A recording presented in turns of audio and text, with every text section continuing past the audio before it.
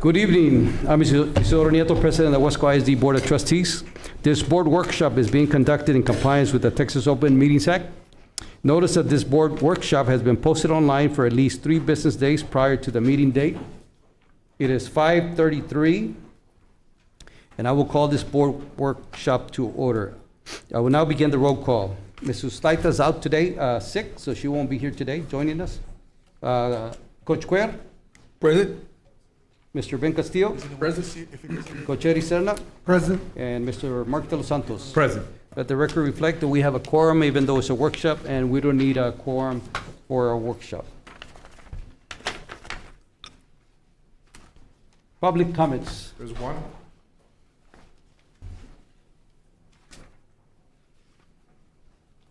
Oh, but this was, it's gonna be for the regular meeting, yes, so.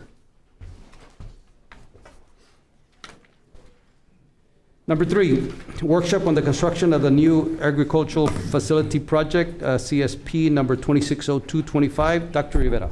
Let me call Mr. Aguilar and Mr. Maricoga.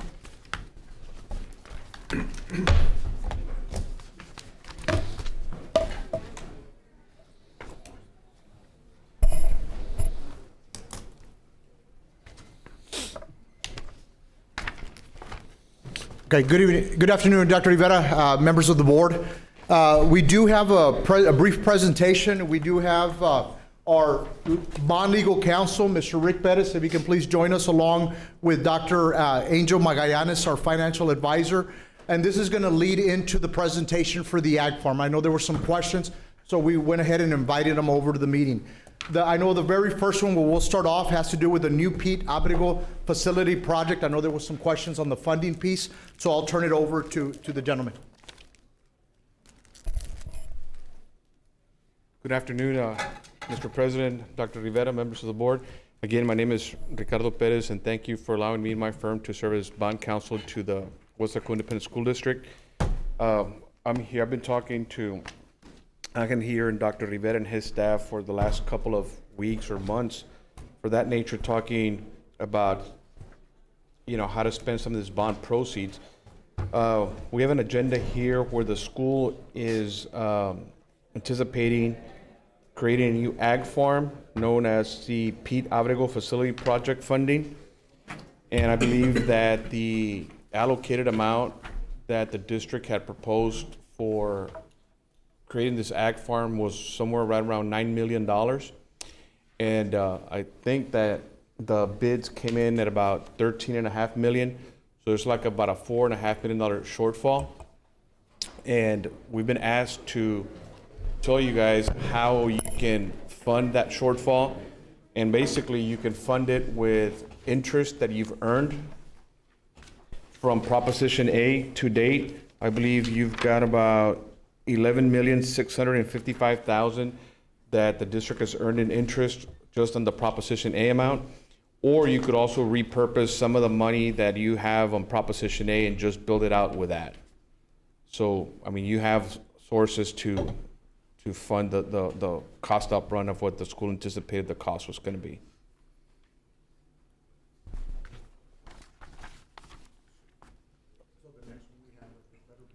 The next one on the agenda is letter B. That's the board approval of a resolution.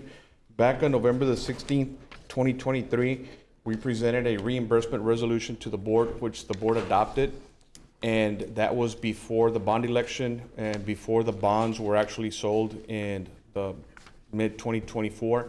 And what the resolution basically does is gives the board the authority to reimburse themselves for any expenditures that they might have had regarding the project that you wanted to fund with your bond money 60 days backwards from the time that the resolution was approved, and then you can reimburse yourself going forward for any expenditures that you've had either in general fund for projects that have to do with what the purpose of the bond money was for.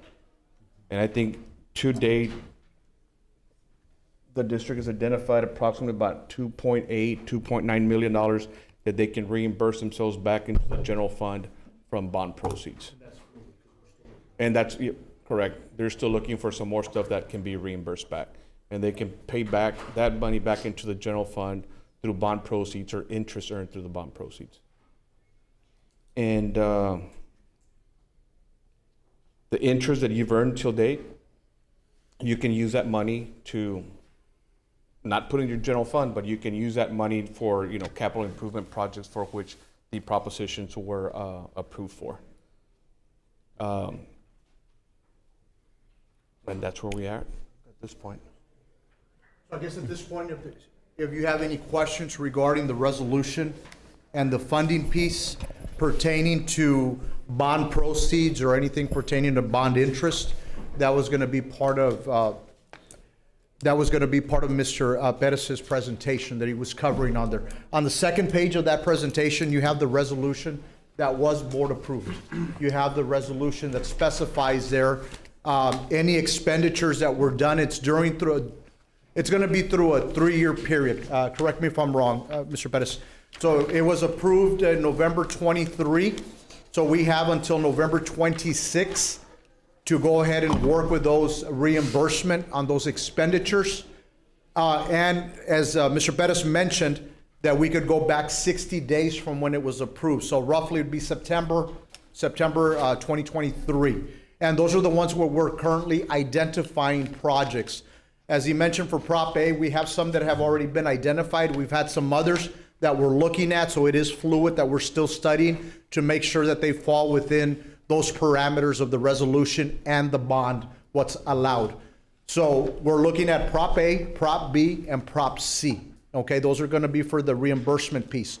And we're also studying, as Mr. Perez mentioned, the interest. We have roughly altogether with A, B, and C, it's a total of 13.1 million to date. That's where we're at as of February. So that's what we've earned to date, and that's something that we're studying. And that's the constant communication that we've had with Mr. Perez, and Dr. Magallanes will be, our financial advisor, will be sharing some information on the drawdowns. We're making sure that, you know, they answer our questions and any questions that we have to make sure that we're following everything the way it should be followed, what we can and cannot do. So I know there were some questions, and that's why we invited them to come over, and we wanted to make sure that they shared the resolution, the funding, how we're working through it, and so forth. So I guess at this time, if you have any questions pertaining to what Mr. Perez just went over, I guess we can do that before we turn it over to our financial advisor. Correct. Dr. Jaime, any questions at this time? No, so I guess just to clarify, sir, you know, so I walked in a little late, so I missed the first part of it there. So what we're saying is the interest earned through the bond, you know, we can use it for bond projects. Correct. Even though it might have not been included in listed. Yes, so as long as it pertains to Prop A, Prop B, Prop C, whatever category it falls in. That's right. Okay. You can use it for that, or you can use it to pay interest on the bonds. Okay. Okay. One of the two things. Okay. Thank you. You're welcome. So I'm assuming that because some of the projects at that time were bidded out at a certain amount, but now with time, of course, it has increased, so we can utilize that money. If we allocated 9 million for something, but now the cost is going to be 10 million, we can utilize some of that money for that, correct? That's correct. Okay. Coach Correa? No, but you already answered my question, so yeah. Okay. Mr. Castillo? No question. Mr. Los Santos? No, thank you for the presentation and the clarification as well to the public, because I know there was questions as far as the ag farm cost, and it's hard to, as a trustee, to explain that person by person or group by group. We usually don't take the social media with those type of responses or information, but what I do want to stress is, and I ask for you all to be here, is that within the guidelines and within all proper laws, that we try to look at the projects, like you said, that fall under Prop A, B, and C, the projects that we use our savings for, that you just mentioned that we can get reimbursed. Like, that's the main goal here, is so we can put that money back, because that's going to play a major factor in how we move forward into 26 and 27 and onwards, specifically with our staff. So that's kind of the urgency I had there, that if we can help, I'm not asking to play in the gray or bend the rules, but as much money as we can put back for those projects, like the LED scoreboard, things like that, that maybe fall under one of the props, like one of them was athletics, and we can get that money, put it back, that'd be amazing. And that's kind of the goal here. So you're, to put it back in the general fund? Well, Is that yes, what you're because they said you can reimburse yourself for Correct. items that fall under So Prop for A, the B, and C. bond proceeds, yes. on there, Right. like we can go back and place it back in the general fund. Right. Correct. On there. So Right. we made sure that we involve bond counsel, financial Mm-hmm. advisors, as well as our external auditors. We've been in communication with all of them Right. on there to make sure that we're being transparent and we're doing everything the way we're supposed to do it. And they've been answering our questions every time, Yeah. we have anything that we need clarity on. Right. So exactly that, since Dr. Rivera came in, there's been a lot of projects that have been done and which we're gonna have a presentation, during our board meeting.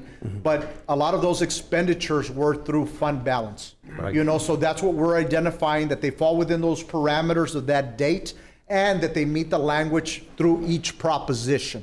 Right. So for example, we got some other projects to give you an example with Northbridge Airport Memorial, the HVACs. We're gonna pay those through fund balance. But since we have HVAC identified in Proposition A, that's an allowed expense. So that's what we're still evaluating. We're still evaluating. That's why it's fluid. We're going through everything. But before we do anything, we make sure we run it through bond counsel, financial advisors, to make sure that, we're going in the right direction. So what percent of the amount, the interest, can we put back in the fund balance? It all depends? No, what you've spent only.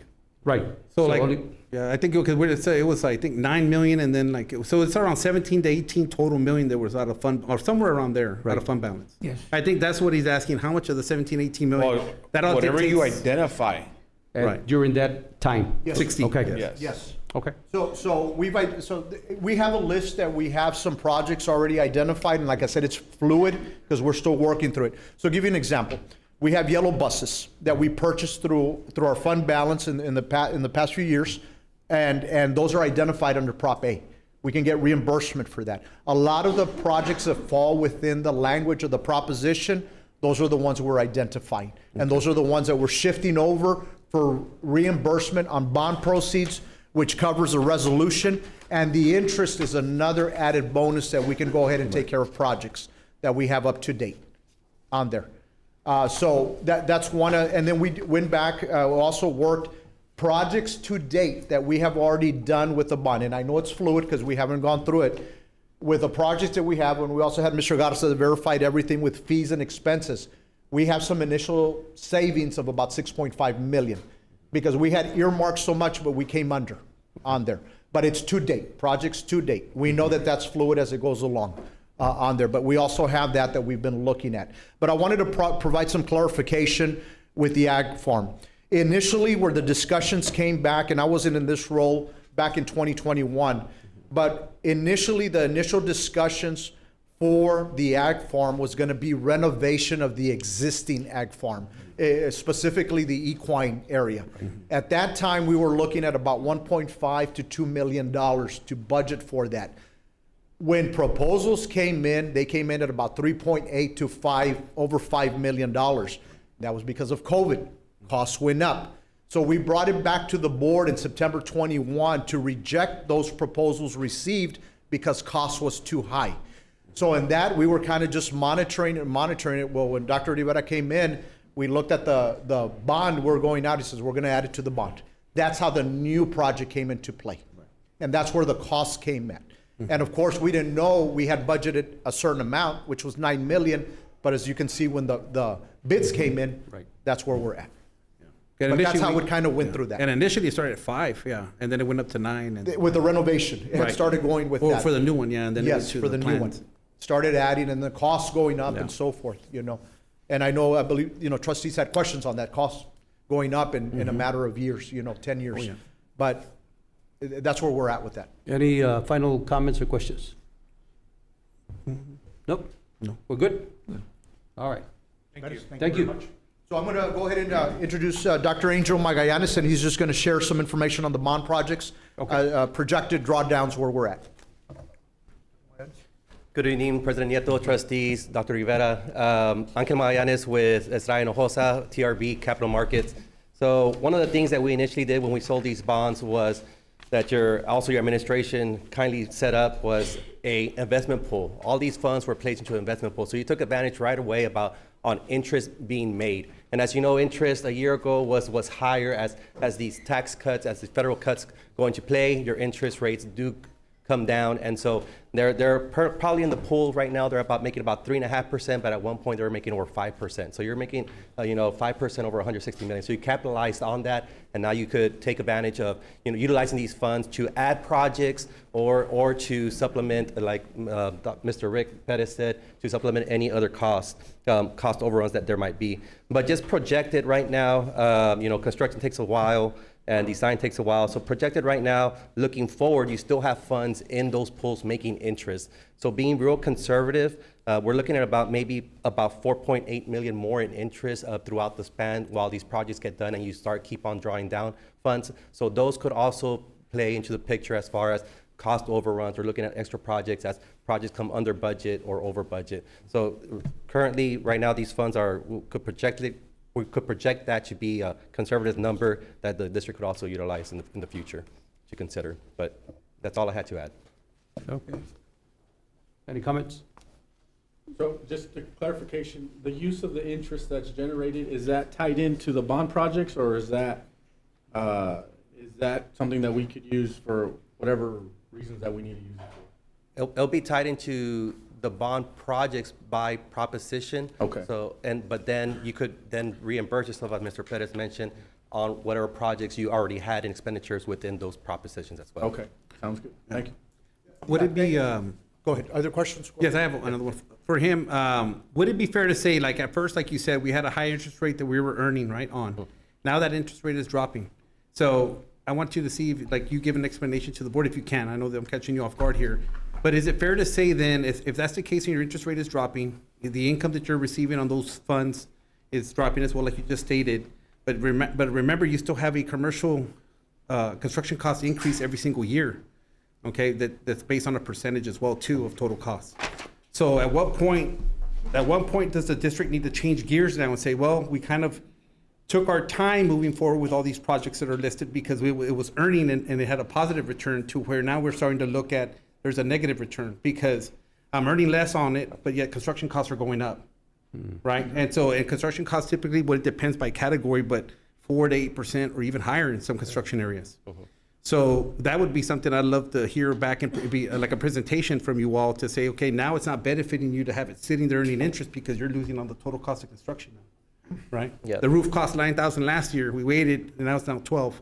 But yet on that same money, we earned even less. So that's what I'm saying. I want to try to get to a point. No, that's a good question. And, we see it throughout various districts throughout the state with these types of funds and trying to expedite projects as they move forward. At a certain point, you could only do so much project per campus at certain points of time. So even if you had the opportunity to try to do all of it within 6 months, you probably would have to shut down some campuses and reallocate, move students, et cetera. But I mean, I will let your administration to speak to that a little further. But yes, there is a certain point, but there's also points where a lot of these items in the front end, even when we're doing our conservative sales, we had projected that we were going to probably have a penny increase in the tax rate, and we actually didn't need that penny to increase. So we're very conservative in projections. I know your staff was very conservative in projections, and that's what allowing some of these items to be under budget currently that they've presented. So that has allocated also funds to potentially, cost overruns that will come about in the near future. So it does potentially could balance itself out. We're balanced. As well. We're at a good pace, and we're balancing out right now. So But far. initially, that's from the start, it was a very conservative approach on trying to project how much these projects will cost within a year or 2 years in the future. But I was trying to get him to say yes, but he was very careful not to. Repeat that again. It was projected to increase by 1 cent, but we did not do that. We did not correct, increase the tax. yeah, we did not increase the tax rate. Did not increase the tax. Yeah, correct. That's true. We haven't yet? Nope. No. No plans. Thank you. And no plan. Okay. Thank Thank you. Dr. Mayas, thank you. Thank you. Mr. Pettis, thank you for joining us. Of course. Still here. Let's Okay, go. so just wanted to provide a little clarification on that with the drawdowns on the projects, and that's something that's taken quite a bit on the coordination efforts, because since we have roofing, we have HVAC, vestibules, some campuses have multiple projects going on at one time. So one thing that we don't want to do is disrupt the educational learning process. And that's why Mr. Garza and his team work very closely with the principals, because we can't have them taking over and stopping instruction. So that's kind of slows down a little bit with those coordination efforts. and just enough to get the movement going. Because, our first and foremost priority is make sure we educate our students, and we don't want to disrupt that at all. But we're still moving through a lot of these projects, and we're going to continue doing them as we move forward. Okay? Thank you, Mr. Aguilar. You're welcome. Anything else? On the Pete Abrigo? There's the more, that was their presentation. Okay. Yeah, more But it so. was just an intro to what we were going to discuss with that. Okay. Okay, any other questions on the presentation up to this No. point? No? Thank Okay. you. So again, that was a resolution, just made a copy of what was board approved on November 2023, and that's where it says reimbursement of proceeds. Okay? Again, we're going back, we went back and we revisited with Mr. Juan Mujica from Janak Architects. He was also with us. We had a good meeting with the administration. There was also some feedback provided. I know our director, Mrs. Gomez, she did have a meeting with ag students representing both Weslaco High and Weslaco East. There was student discussions that centered around the slides and the blueprints. Discussions where students, they asked very good questions. They wanted to discuss fencing type, gate access for safety, new equipment for ag cattle, hog pens, the welding. They had a lot of questions on that. Wanted to know the specific building material that was going to be used in the exercise arena, water access, fans, estimated completion date of the project, standard operating procedures, and they were also given a student survey. There's a little snippet that one of the staff members provided. I just added that caption below. They were given an opportunity to give their answers and questions per the information provided, and I know that's something that we've been working with our architect, Mr. Garza, trying to provide all those specific details to the questions that they had during that meeting. Okay, and we also, that meeting that was held, that was on March the 3rd, and we addressed the March 2nd meeting the day before. We also, we discussed, we went back, we looked at everything that we had previously brought to the board. We discussed it back and forth, and we decided we were going to proceed with the agenda, the discussion and action that you're going to be seeing before you this evening to approve administration's ranking recommendations for the proposals received, and the rank is as follows, the top three. There's more there, but those were the top three. And again, administration determined that the ranking recommendation is the best option for Weslaco ISD. Regardless, Weslaco ISD will always negotiate the best and final offer before a contract is executed if the board wishes to proceed with that. Okay? Any questions? Okay. You want me to go Questions? first? Okay. Yes, thank you for the presentation. One of the concerns is I call for the meeting because in the past we've always followed steps, and even boards before us have always followed a series of steps when they hire architects, engineers, come up with the planning stages, show the plans to the public, talk to staff, talk to parents, talk to taxpayers. So that's why we kind of did a rewind, right? Because we went from plans to not seeing, I as a trustee didn't see the plans, and I know others said they didn't, and they was going to give the contract. So thank you for going back and including all these individuals and listening to them, especially like the pins. I'm not an expert in ag or FFA. I know it's a component of the school. I work within the school system, but I know it's there. But one of the biggest things and outcries from them is the pins themselves, because they showed us the pins in the plans, but I only found out after the meeting that they weren't included in the price. That is correct. And I know I had researched other school districts, right? I did ChatGPT and Google, and I went back and I looked at local construction ag farms and what those components came with. I looked at their board meetings and their presentations, and pins were always kind of in the mix, included in that.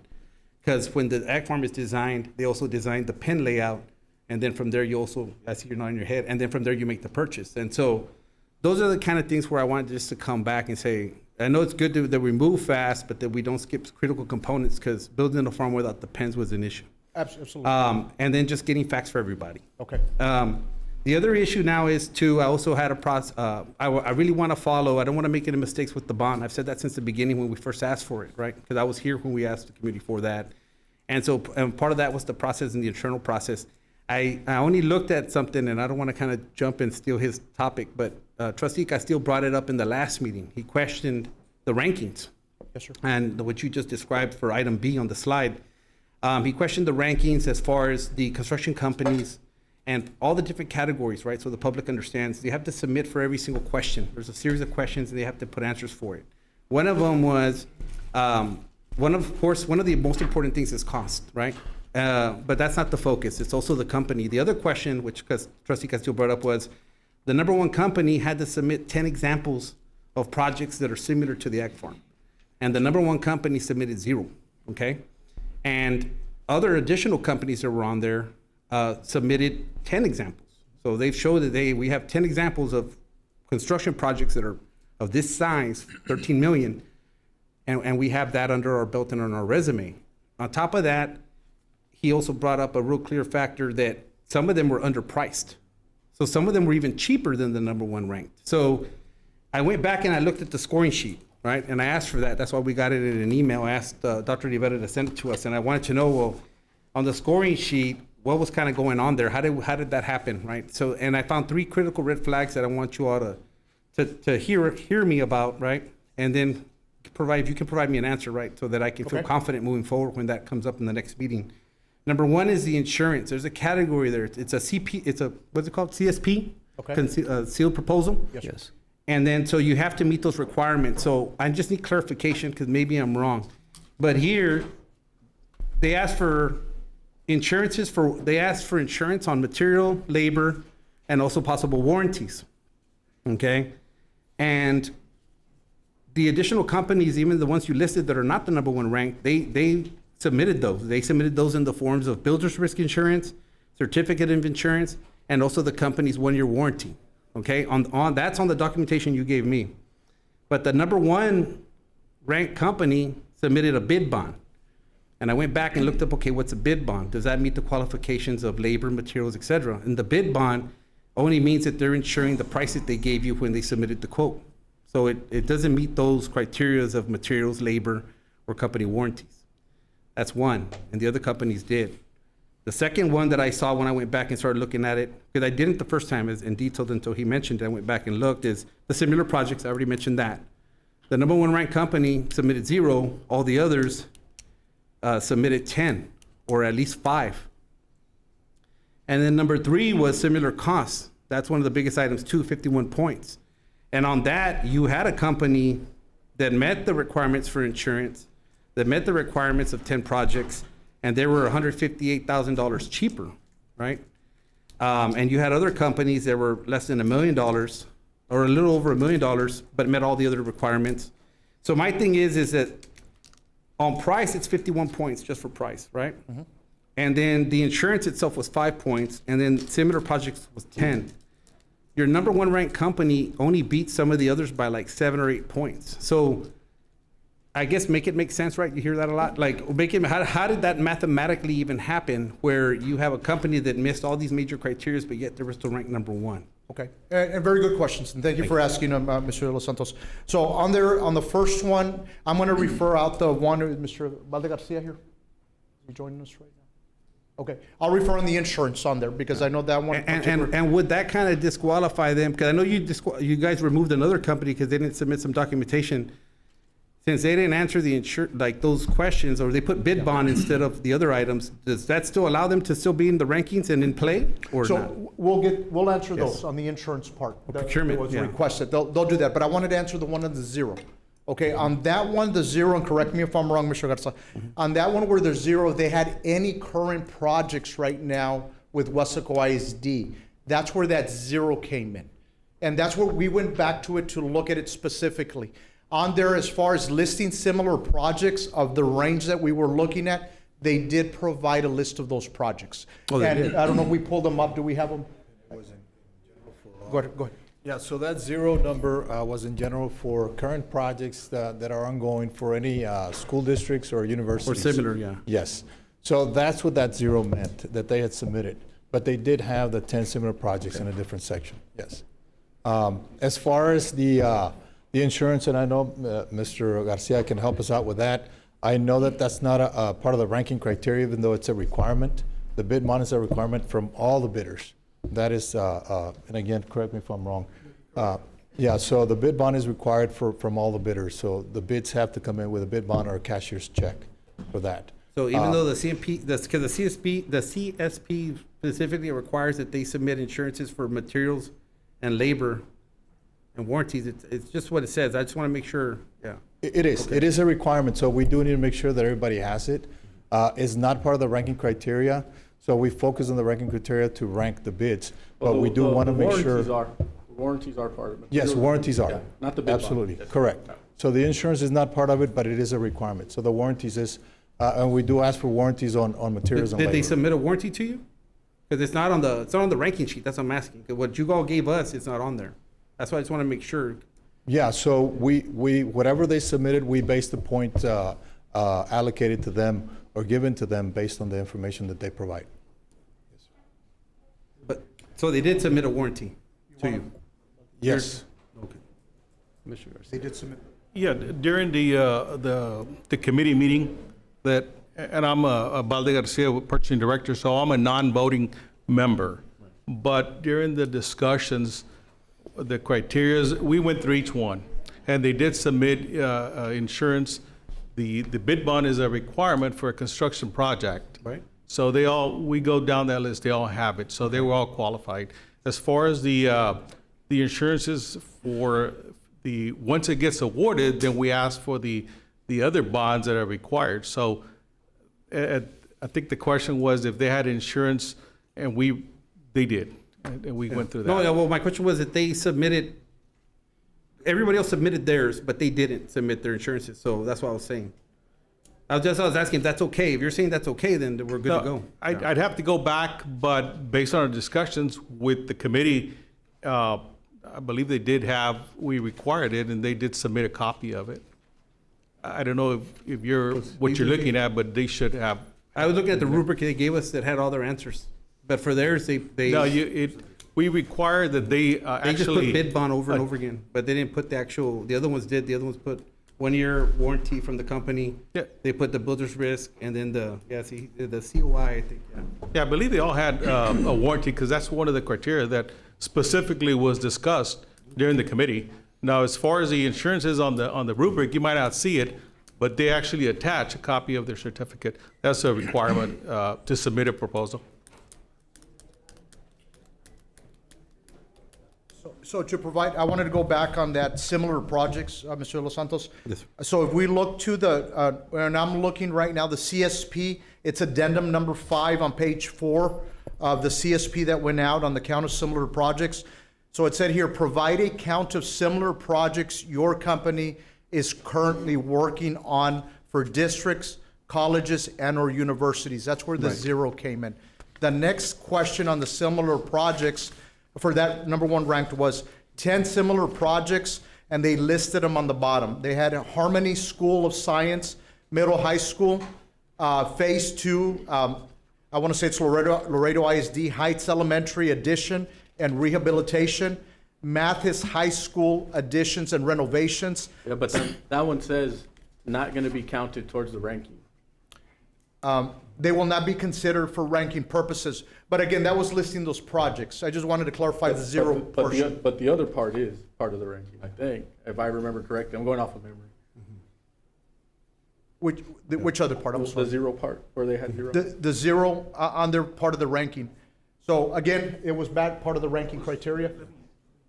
And I went to look those up, and it's not just to be picky, but this is a big project, right? And then, and it's just a big project, right? And we have to act like it's our money. Like as trustees, we could just say, yes, let's just go through it and boom, let's vote. But we have to at least do our due diligence and ask tough questions. So I looked at those projects too, but they were years ago. Like, it wasn't anything you would fairly say is real recent. So my only thing is like this, and he knows, you're sitting there too, and you know the business very well, right? You're very well known. Volume speaks wonders here, right? Whoever has volume has access, and whoever has volume has access to resources and everything like that. There's companies that are way bigger than me, and they're gonna get their stuff way faster than I would, right? Because they're consistently consuming large amounts, doors, lumber, et cetera, roofing, et cetera, equipment rentals, and access to everything, even funding. That's just the way it works in construction, right? So my main concern here is like, yes, you have all these other companies that you're seeing up and down the expressway that are constructing, submitting projects that they're currently working on, et cetera, of this size and magnitude. And then you're gonna go with somebody who has 0 projects like that. And the examples that they gave, I went back and I said, let me go to the profile and look at the years, because they have them listed there, and they're quite a bit in distance in time, right? And so that's all I'm asking as far as to make sure that when you hire somebody, that yes, it's going to work out, and the price is it's going to actually stay true, and we don't have too many overages. And then plus you have all these other companies too. Some in case there were less and more experienced. So it's just kind of confusing to me right now. And we had the How your same rankings came Yeah, out. we had those same questions. When Dr. Rivera called the meeting the following day, we had the same questions. We involved him, even though he was not ranking on anything, we involved him in a lot of the discussions that we had, same questions you had. We went through it. We also involved our legal counsel through Walsh. We got him involved as well on everything that we were doing. I think I'm part of, as you see some of the rankings, some of the questions came up with experience. Can they keep up with the capital to be taking care of these projects on a monthly basis? That's another matter that came into play that we were also studying. Another factor that came in is one of them that's coming in at a lower end. A lot of the projects that they were submitting were also at a $250,000, you know, and they weren't as high. So all that was taken into consideration and we were discussing that. I don't know if you want to expound a little more on that. So one of the things I want to clarify is that CSP stands for Competitive Seal Proposal, and what that does is that it gives a public entity options. Price is one of the criterions, and then you can have as many more criterions as you'd like. Typically, I like to keep it between 5 and 8. But what you want to get in those criteria is your experience, is your warranty work, do they work with you, are they cooperative? And number 4 is probably the most important, is financial backing. Some of these projects, the process that it takes to get paid, sometimes companies have to basically subsidize these projects for up to 3 months at a time. And in a project that exceeds 10 million, and if it's going to take a year's time, doing some basic math, you're getting close to $1 million draws monthly. And if you have to subsidize $3 million, that gets really, really sticky, especially for an unexperienced contractor, somebody that's tight. And mind you, this is not the only project. They have other projects as well, right? And so the point that I was trying to make is that you want the best value to the district, right, and you want the less risk. And so balancing all of that, unfortunately, more times than not, results in not the lowest bidder. Right. That's just typically historically what happens up and down the valley. And as you mentioned, we've been at it for 35 years, and so that's the history that we have. So, yeah. Okay. I hope that helps. Yes. Yeah. And just a verification of the insurances and warranties. That's all too. Because I didn't see them on there, so. And the others did have them. And I just want to verify that those are there if we're going to lock into somebody. Also, a clarity on that. There's other bonds that are required of the awarded contractor. Mm-hmm. So once you award, say this is the highest ranked proposer, and then you direct us, staff and myself, to go and negotiate for the best in value offer, we can do that and come back to you. And only at that time, if you award it to them, then they have to provide payment bond information, other bonds, insurance, all this other stuff that your staff will have to make sure that they are in fact who they are and that they have the financial support. Again, price is one, financial backing, financial stability is critical, it's paramount. And since this is our first time, right, so the public understands, this is the first time we actually do a facility building of this size. So that's why there's a lot of questions. Absolutely. So if we can get them done the first time right, Sure. we can do all the other projects right. Oh. Very easily. So And we're sorry happy- it's taking a we're while. ready for the next one. But so yeah, that's kind of the questions I asked for the warranties and things like that, verifications and whatnot. Absolutely. And then just how the rubric worked and how it worked out that way. Yeah. I don't know if there's any additional other questions. Thank you, Mr. I just wanted to answer the question on the pins. I know that was also discussed, Oh, yeah, the and we pins. are looking at that because we want to make sure that they have everything up to par, second to none. They have everything that they need, and that's also part of the bond, equipping the facility. So we're going to be looking at the needs to make sure that it is all taken care of and moving forward, and we were actually discussing that when Dr. R. Rivera had the meeting with us. And we did discuss those options and what are some options that we have moving forward with it. But absolutely, we want to make sure we take care of it. And the ACs as well too. I forgot to mention that. I did talk to parents. The AC systems, I know that first you kind of mentioned there was going to be like an natural airflow system, like pretty much meaning the wind. Okay, for those watching. Yeah. But for our kids, it's not just. I want to clarify this. It's not just kids that have animals that are using the facilities in the classrooms. You have welding, construction, and ag. So you're having Weslaco East and Weslaco High kids that are going there for normal class, and we're spending $14.5 million, and it just didn't sit well with me that these kids. I guess how do I put this? Not everybody just goes in there for 5 seconds and walks out. It gets really hot. 100. We get 90. We get 100-degree weather, and I don't want these kids sitting in a restroom with no AC. Yeah, that's just kind of. that just kind of doesn't sit well with me. It's 2026 here. And so what other options are there? They're either going out for best and final offer or whatever, or adding it in, or looking at our Yeah, bond we can proceeds? certainly look at adding that air conditioning to those areas. What I can tell you is that we've designed this plenty of times before. Right. That's pretty standard. Right. There is a classroom in one of the buildings, and that classroom is in fact air conditioned. There's an office within the ag barn. That office is also air conditioned. Right. What we do, we mechanically exhaust, meaning a fan, in the restrooms, and that's pretty typical as well. If you want to air condition, we can certainly look into that. There's an IDF for your technology stuff. That has to be air conditioned as well. And so the other is the welding shop, the wood shop, the ag barn. Those are typically not air conditioned because of the functionality, and it's a very utilitarian facility.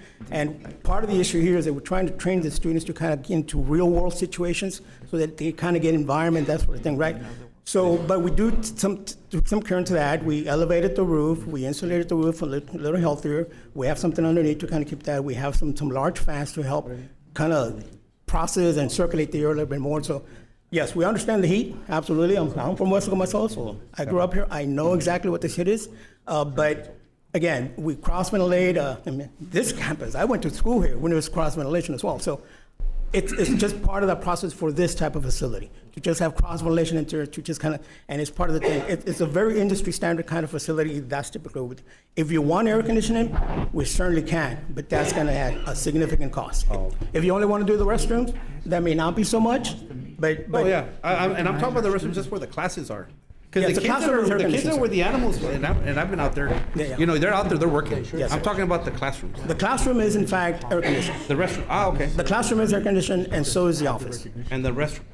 The restrooms are mechanically exhausted. They only have a fan. So you walk in there, you turn on a switch, the light and the fan comes on. Food for thought, nomás, just for the. Sure, no. thing to think of. If you want to add it, we can certainly look into that. No, I We can get a wouldn't price. want it. I think it's a group effort. I wouldn't mind seeing air conditioning in the restroom. It does Okay. get hot. We can certainly look at that. I know the baseball field doesn't have it, or the softball field, and those restrooms are Yeah. not a good place. Yes. And I wish that we could Just put a mini split. Yeah, that's what I'm thinking, a mini A split. mini something. split. That's what I was about. Because they we can gotta do go mini back splits to in there. class. They're not dressed like for the animals. They're dressed Right. like regular school. Right, So yeah. they gotta go back to, they're gonna go back to Weslaco East, Weslaco High. Yeah. And, Yeah. pues, van a ir Yeah, all we can those- certainly I look would into say that. air Once, conditioning. once A mini we, split's like 23, well, I don't want to throw prices. once we go to the regular agenda and we're gonna approve it, we can add to that pending that the restrooms are. Depending on what, air-conditioned. yeah, just so I know everybody has other questions. Thank you. Okay. Thank Thank you, for all gentlemen. your info. Thank A lot of Okay. information. We're Thank you, gonna, Mr. Muka. we're gonna pause right now on the second part of the workshop, because I know there's students here there we're gonna recognize, so we'll adjourn, or just pause. Just pause, and then let's start with a regular board meeting. We'll just do the recognition. Just the recognitions, okay, so let me go, we'll go to number Just 5. pausing. We're just pausing to the recognition. Yes, so let's go to awards and recognitions, proclamations, Dr. Rivera. Yes. Mr. Elias, you're doing it? Mr. Robledo? Where's Carlos? Mr. Elias, who's doing the recognitions? Is Carlos here? Carlos. Oh, he's here already, okay. Let's get started. All right. Mindy, we're ready? Okay. Well, good evening, President Nieto, Dr. De Vera, members of the board. Tonight, we would like to congratulate some of our high school students for tremendous awards they have won over the past few months. So we're going to go ahead and bring in our high school mariachi programs who recently returned from the state UIL competition in Seguin. Let's give them a round of applause as they enter the room.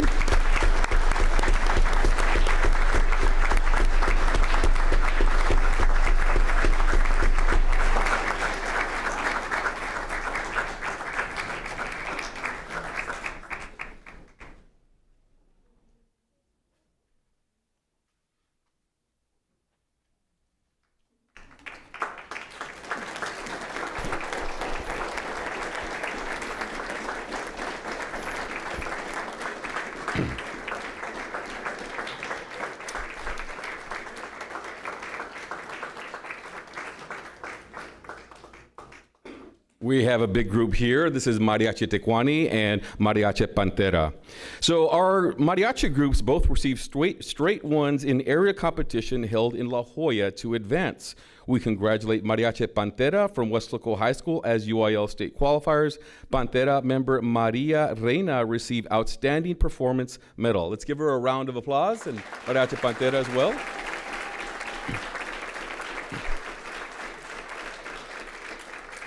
We also celebrate Weslaco East High School, Mariachi Tecuani, who received the coveted UIL State Superior Division I rating.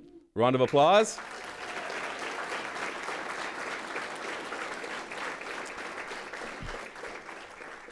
A UIL State Superior Division I rating means the Mariachi Tecuani received straight ones from the panel of judges. Tecuani members, Alexa Trevino, if you could please wave, thank you.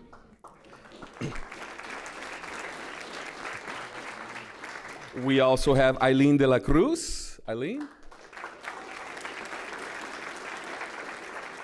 And Alessandra Sustaita. All three of them received Outstanding Performer medals. Let's give them a round of applause.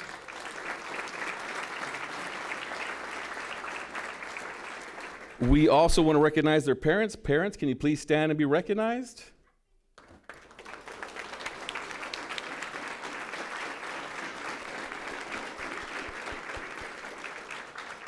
All right, let's take a photo.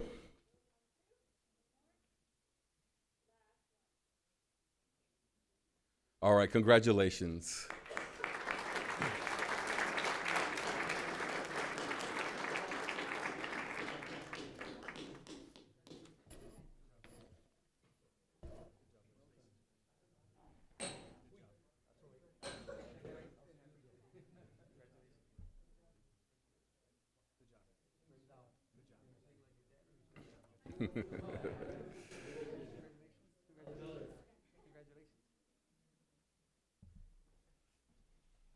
All right, now we want to recognize a wrestling team from Weslaco ISD. Let's give them a round of applause as they enter.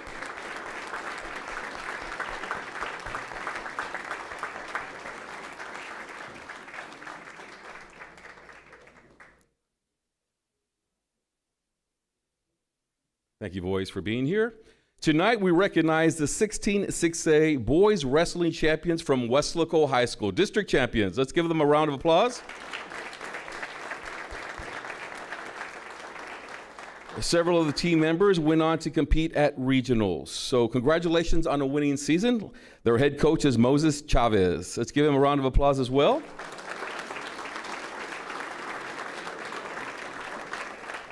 And parents, if you're here, can you please stand and be recognized? Parents?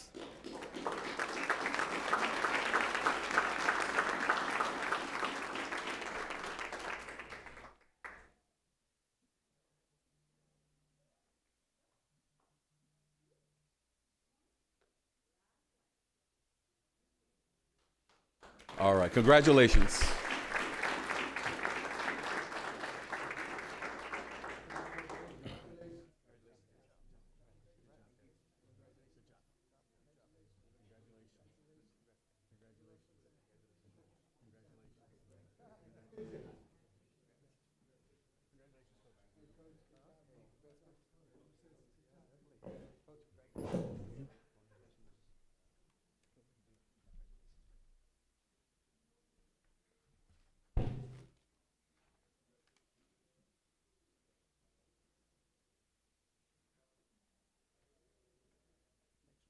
Okay, so up next we have some basketball teams that we want to recognize, so let's give them a round of applause as they enter the room.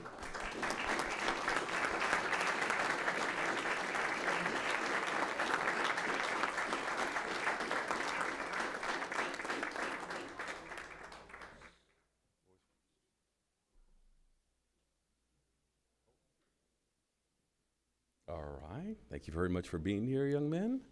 We're going to start off with our boys team. This evening, we want to congratulate the Weslaco High School boys and the girls basketball team. We'll bring them on in a minute. Both teams brought home the 31-6A basketball championship titles.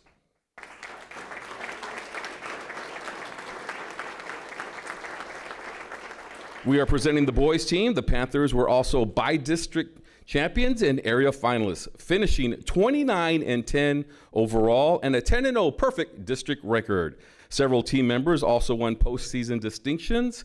Head coach Gabe Valdez and assistants Mike Yanez, Nate Salazar, Isaac Camacho, Roman Marquez, and Julius Marquez. Thank you very much for bringing the boys tonight. Congratulations.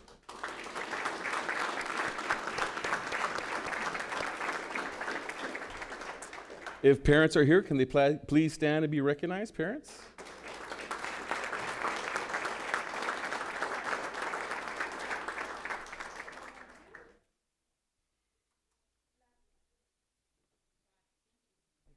Thank you very much and congratulations.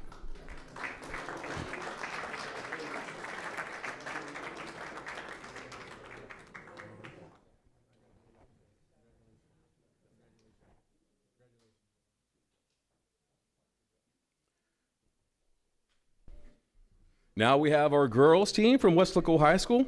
The Lady Panthers are back-to-back district champions, also claiming the by-district championship title for the past 15 years for those of you that are keeping track.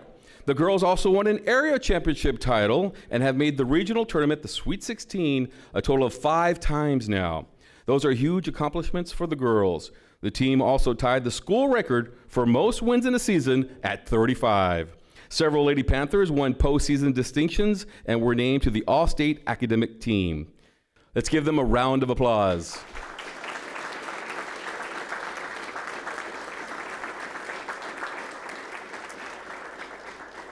The team is coached by Griselda Fino. Assistant coaches are David Medina, Haley Hernandez, Coach Ortiz, Coach Moses, and Coach Zuniga. Once again, congratulations. And if parents are here, can they please stand and be recognized? Parents?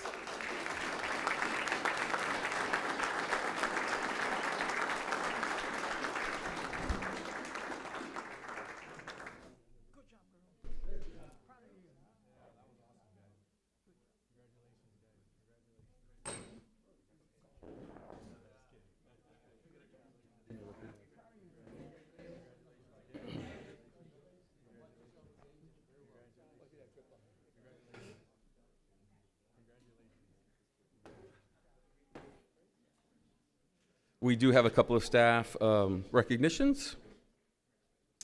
Leading the day-to-day operations and overseeing facility upgrades for Weslaco ISD Athletics is all in a day's work for Athletic Director Freddie Rodriguez. Because of his dedication, Rodriguez was recently named the Texas High School Athletic Directors Association Athletic Director of the Year for Region 7. With coaching a staff of over 150, Rodriguez also supervises the middle school and high school sports programs in our district and has already made a tremendous impact during his 5-year tenure. So we want to say congratulations to our athletic director from Weslaco ISD, Freddie Rodriguez.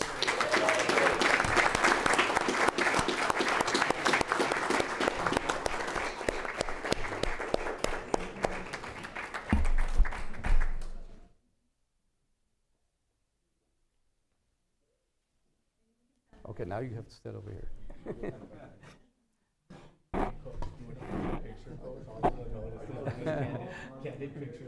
All right, here you go.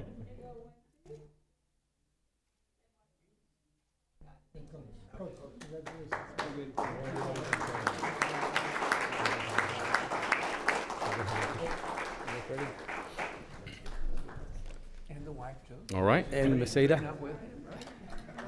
Tonight, we also would like to congratulate the K-West department at Weslaco ISD. They recently returned from the Texas School Public Relations Association conference, where they received numerous gold and silver star awards for their work.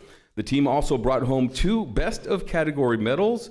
The Weslaco ISD Find Your Passion ad won Best Print Advertisement by graphic designer Nate Peña and graphic artist Samantha Hawley. The story of the 2024 state softball champions, 321 Miles to a Miracle, won Best Documentary. Congratulations to the K-West crew.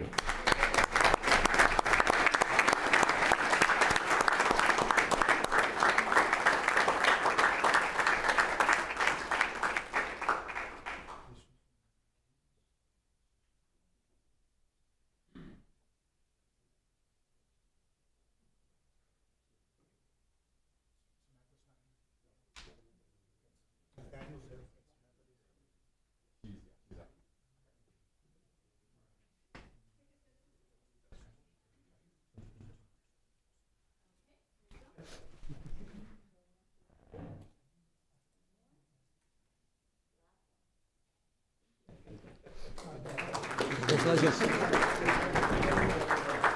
Congratulations again. Congratulations. And congratulations again.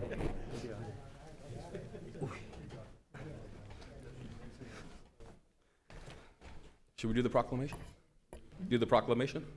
Yes. Okay. Let's move on to proclamation now. Weslaco Independent School District has a long-standing tradition of excellence and strives to bring together all resources to provide our students and staff the best opportunities for success. To that end, Weslaco ISD acknowledges and celebrates initiatives, departments, and organizations that join in our effort to develop, expand, and enrich our learning environment for students, parents, and employees. Therefore, Isidoro Nieto, President of the WISD Board of Trustees, does hereby proclaim April 2026 Child of the Military Month. We also proclaim in April of 2026 National School Library Week, April 19th through the 25th, Public School Volunteer Week, April 20 through the 24th, After School Professionals Week, April 20 through the 24th, in Weslaco ISD, and urge all citizens to recognize with appreciation our district's commitment to education and helping our children achieve their highest potential. Thank you. Thank you.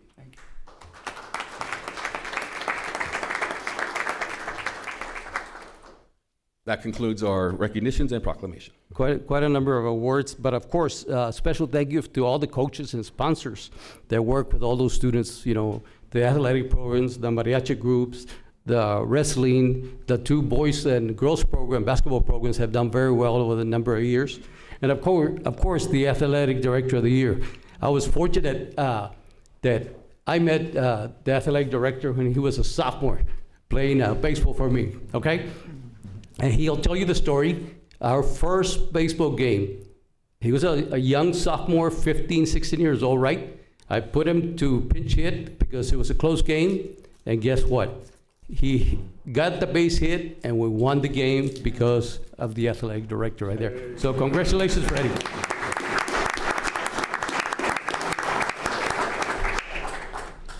Any other final comments on the awards and recognitions? We're good? We can start. Just, no, congratulations to all. It just shows how, well-rounded our district is. Of course, academics is always going to be our priority, but it's good to see our fine arts, our athletic departments, and teams just doing so well and having much success. So congratulations to all. Thank you, Dr. Jaime. Coach Correa? My sentiments, hard work pays off, and it's very evident that it's there. And the most significant thing is, in addition to the regular academic work that they do, in which many of them excel at the all-state level, they do this and take the time for that, and then that is the best part about attending a public school, because we give them every opportunity to be well-rounded and all kinds of opportunities that get them better prepared for what's ahead after high school. So to everyone that's involved, to all our recipients, congratulations, keep up the good work, and the bar is set. Nothing but the best. So thank you for everything. Thank you, Coach Correa. Mr. Ben Castillo? Yes, just congratulations to all students. You guys make us proud every day. We're representing the district. Always very positive news for us. Congratulations to Coach Rodriguez as well. That's very, very nice and well-deserved. So congratulations to you, your family, and your wife, which I'm sure she's a big part why you got that award.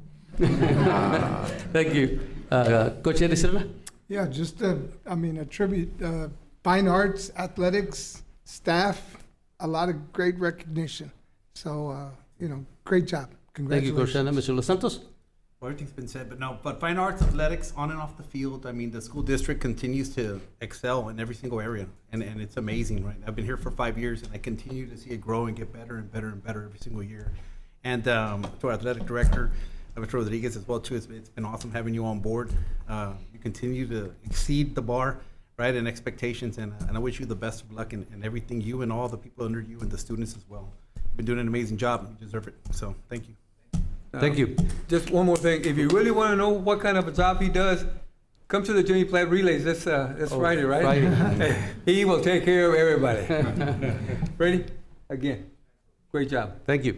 Okay, so now we'll go back to the board workshop, correct? So let's go back to the insurance workshop. Dr. Rivera? Yes. Let me call him Well, no, back. we still on the, Oh, we're still on the ag farm? I just want to make one last comment on that one. For the item, for the next meeting, can you have the ranking for us?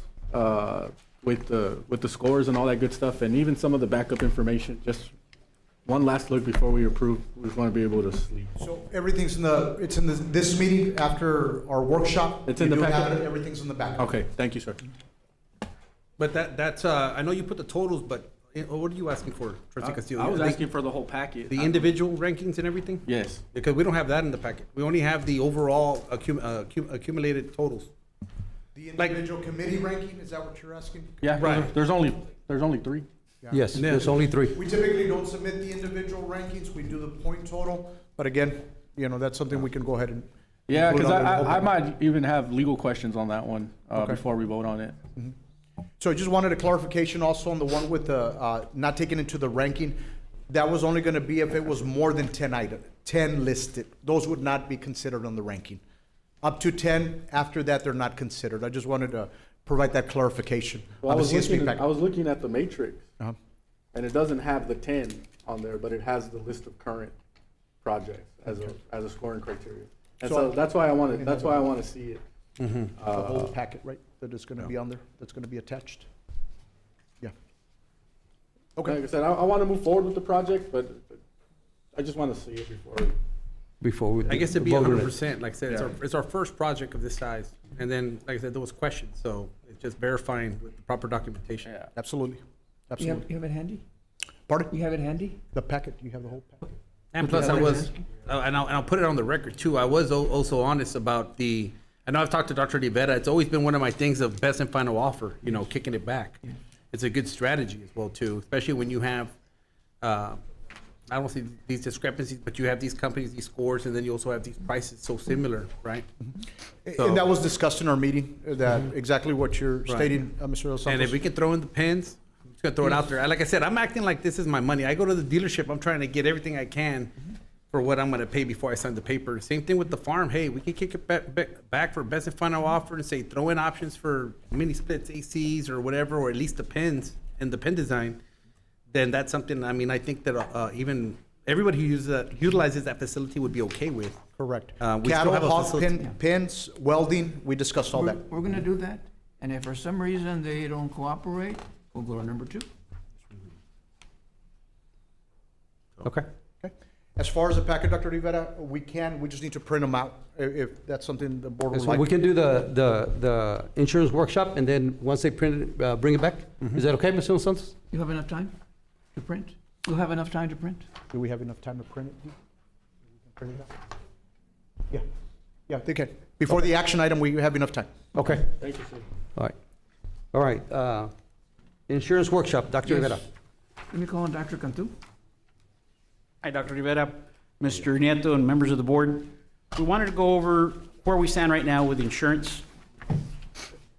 This is a slide that's presented to you by Dr. Rivera in his superintendent update, his superintendent report. I wanted to go into it a little slower, making sure that you all understand that right now, if we continue the trends for the next 7 months, we are going to face a shortage of $5 to $7 million. We have had a lot of claims coming in. You'll notice that we're looking at $11 million of expenditure in total compared to $7 million at that time last year. So we are already spending $3.4 million more than we did the previous year. We're looking at $12 million that we've already spent on the middle box, which leaves us $10 million to cover the next 7 months. So we are facing a deficit for this policy year. Remember, policy ends in August. It's a little bit different than fiscal. Fiscal ends in June, but we continue through August. September 1 is policy start date. So we were given this challenge. We are facing a challenge of rising costs, and we're going to have to get really creative on how to design this plan. Doing what we've always done is not going to work in 2026, 27. We are looking at a $29 million projected expenditure if we don't do anything. If nothing changes, we're looking at a $29.9 million spend. right? So we started looking at the different levers. By that, I mean the plan co-pays, deductibles, see how that compares to other districts and where are some of those design elements that we can make changes to. We got into our levers with the Employee Benefit Committee, and I do have a couple of members that I recognize from the Employee Benefit Committee that were able to join us tonight. So I would ask you to stand, but you're already standing, but you might want to raise your hand. We also looked at different plan options and plan consolidations. So one of the things that we did was compare current plans to those of our neighbors. And you'll see that we have presently a deductible of $750, where some districts have a deductible of $5,000 or $10,000 for family, $1,000, $3,000, $1,250, $2,500. We have a $2,500 deductible, $5,000 in some of the school districts. Based on this comparison, we can say that we've had one of the best plans for a very long time. It's been very robust, very generous. And this is what it looks like right now. That's our current plan. We offer 3 options for our employees. We offer a PPO base, a PPO high plan, and a PPO, what we call a state plan, which is the highest, right? So it's a base, a middle, and a top plan. But projected for 2026-27, if we continue with the present plan, we're looking at a spend of $29.9 million. We had a funding of 22.8, so really we need to make up 31% if we are to keep this plan. So 31% increase will be needed to break even on the projection. That's on top of the $5 to $7 million deficit that we're facing right now for the current policy year. So we started looking at different levers. We had the Employee Benefit Committee very busy the last couple of meetings. We were fortunate to have some representation there. We looked at option 1. If we change it to $1,000, $3,000 from $750 to $22, we'd find an impact of about $168,000. But with enough of these changes, we might see some substantial savings. 88% of our employees are on the base plan, and that's why I'm only looking at the base plan here. That's 1,900 employees out of the 2,171 employees that we have are currently on a plan like this. We then took a look at different types of plans. So we studied what an HMO would look like, what a PPO buy-up, and HSA with the adjusted levers. And then we looked at different combinations. So we presented 5 options and said, okay, we don't want to just offer one plan to our employees. How is it that we can combine these plans to make the biggest impact? When we looked at the HMO, PPO buy-up option 1, that's actually 3 different plans, with one of those plans being an HMO, a PPO, and then a PPO buy-up. That was ranked first by our employees, but even with that plan, that only gets us down to $26.8 million. We're still facing a deficit of $4 million. It's no longer a $7 million deficit, though.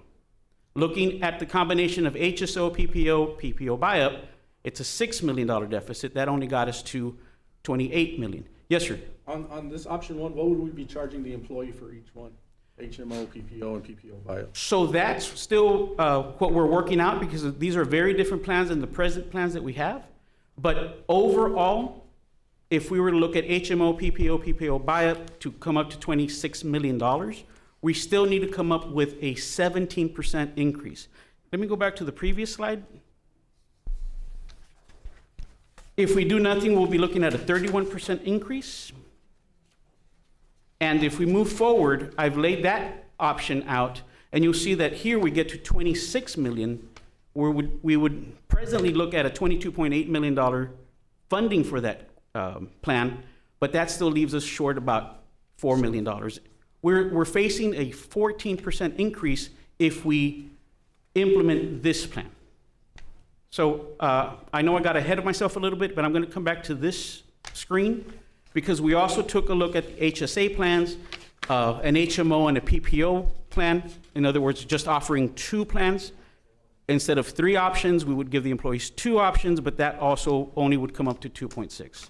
So the Employee Benefit Committee ranked option 1 as the best option presented, with option 3 being the second. Okay. But to answer your question, sir, we are looking at a 17% increase, not necessarily across the board, not necessarily straight to the employees, not necessarily just the district. What we can answer right now is that we are looking at an increase to make up about $4 million. Oh, I see now. I get it. This one has the proposed co-pays and stuff. Yes. Correct. Oh, But then it's in detail on page 8. okay. Thank you, sir. Yes, sir. So you'll look at the HMO that we're looking at, the PPO, and the PPO buy-up. Because I worked in another district that did this, the HMO, but they make the HMO cheaper than the PPO because they're trying to get employees who don't need to be on a PPO to go on the HMO. You know what I mean? Yes, sir. So that's why I won't venture right now to throw out a number, because that's what we're studying right now. We need to look at all of the impact, including what you just discussed. You'll notice that, I'm going to go back to slide 4 because you mentioned other districts. We do have San Benito that has the 1 HMO and 2 PPO plans. And by that, we mean Preferred Provider Organizations, a PPO. And there are some differences, right? A PPO will offer more flexibility. It allows for out-of-network visits, and no referrals are needed, but come with higher premiums and deductibles. An HMO is a health maintenance organization. We might be able to offer lower premiums and out-of-pocket costs, but it does restrict care to in-network.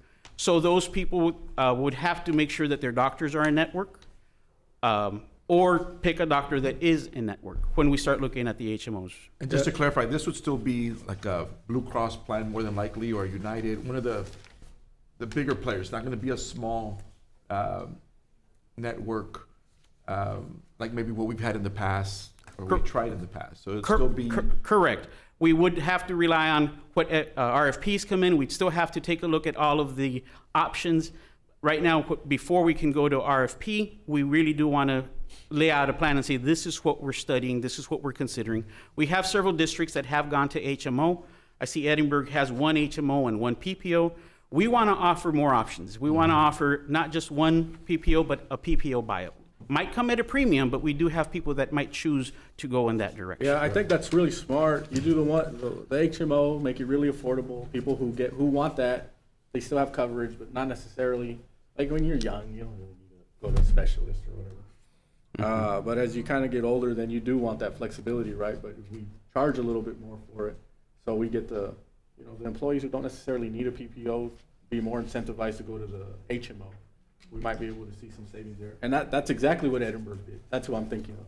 Right, so you're exactly correct. We do have some employees that don't have an existing relationship with one of their doctors, right? So they don't have a relationship with a PCP. So when they do need to start that relationship, they would pick one that would be on the HMO. You're absolutely correct. If another difference is that PPOs, you don't need to get a referral to go see a specialist.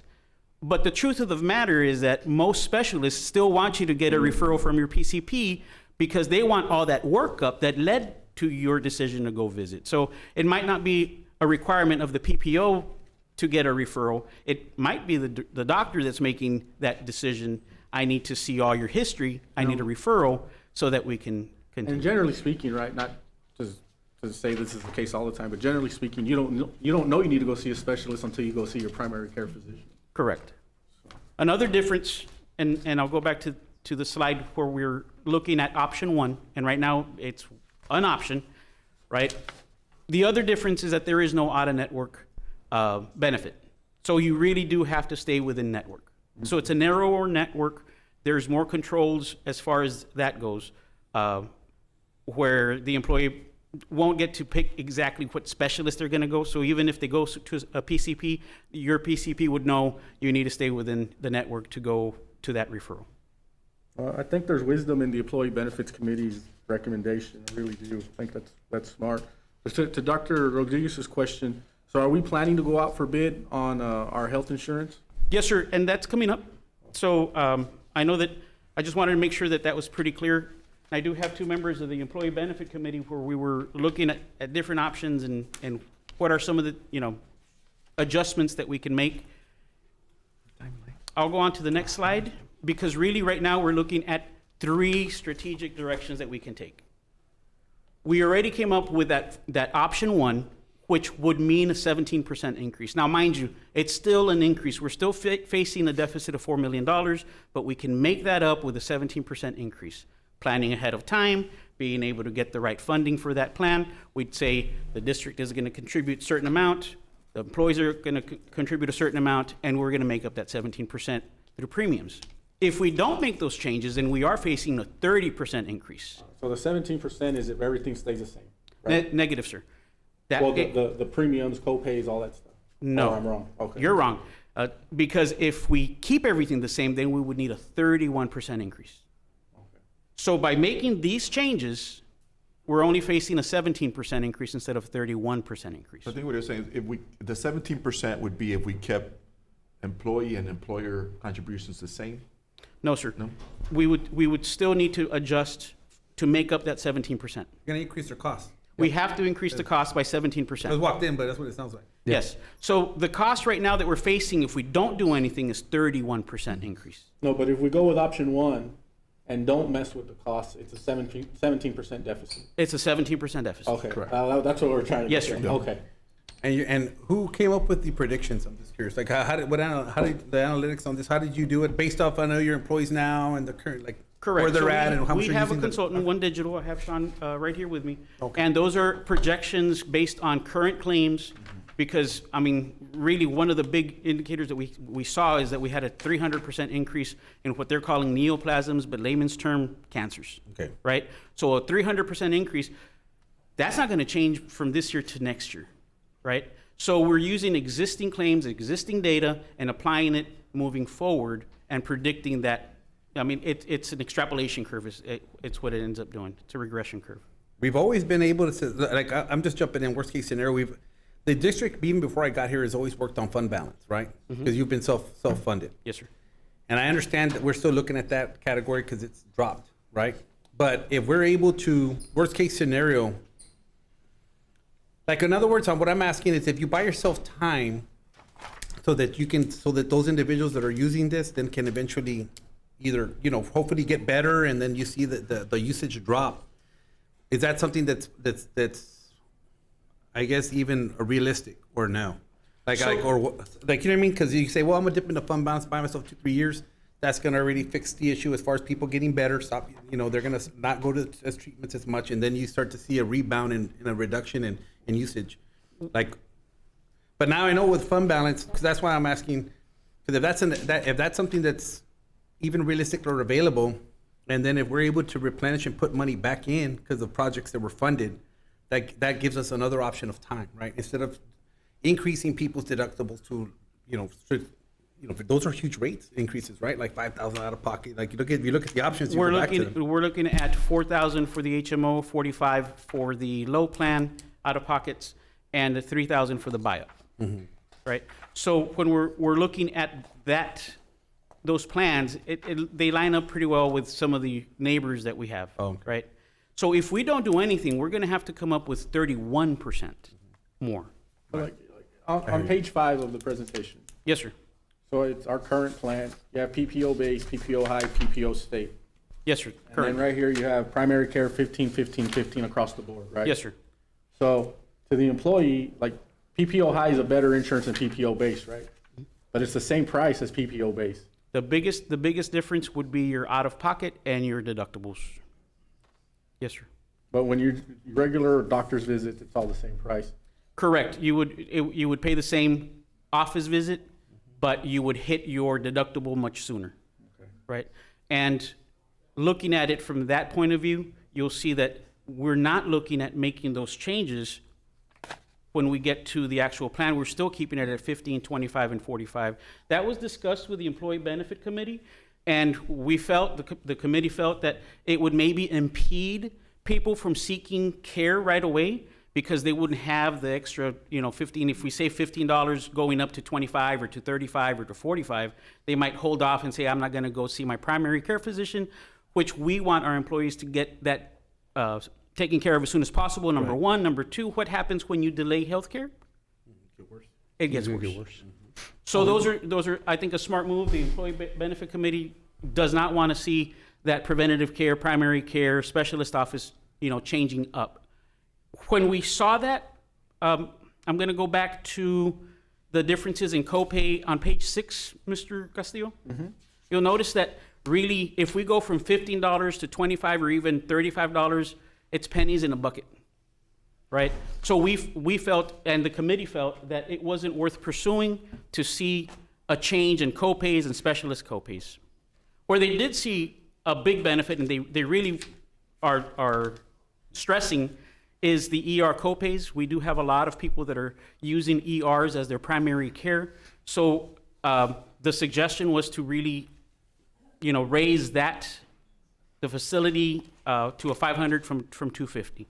So that will have a bigger impact than raising the primary care specialist office copays.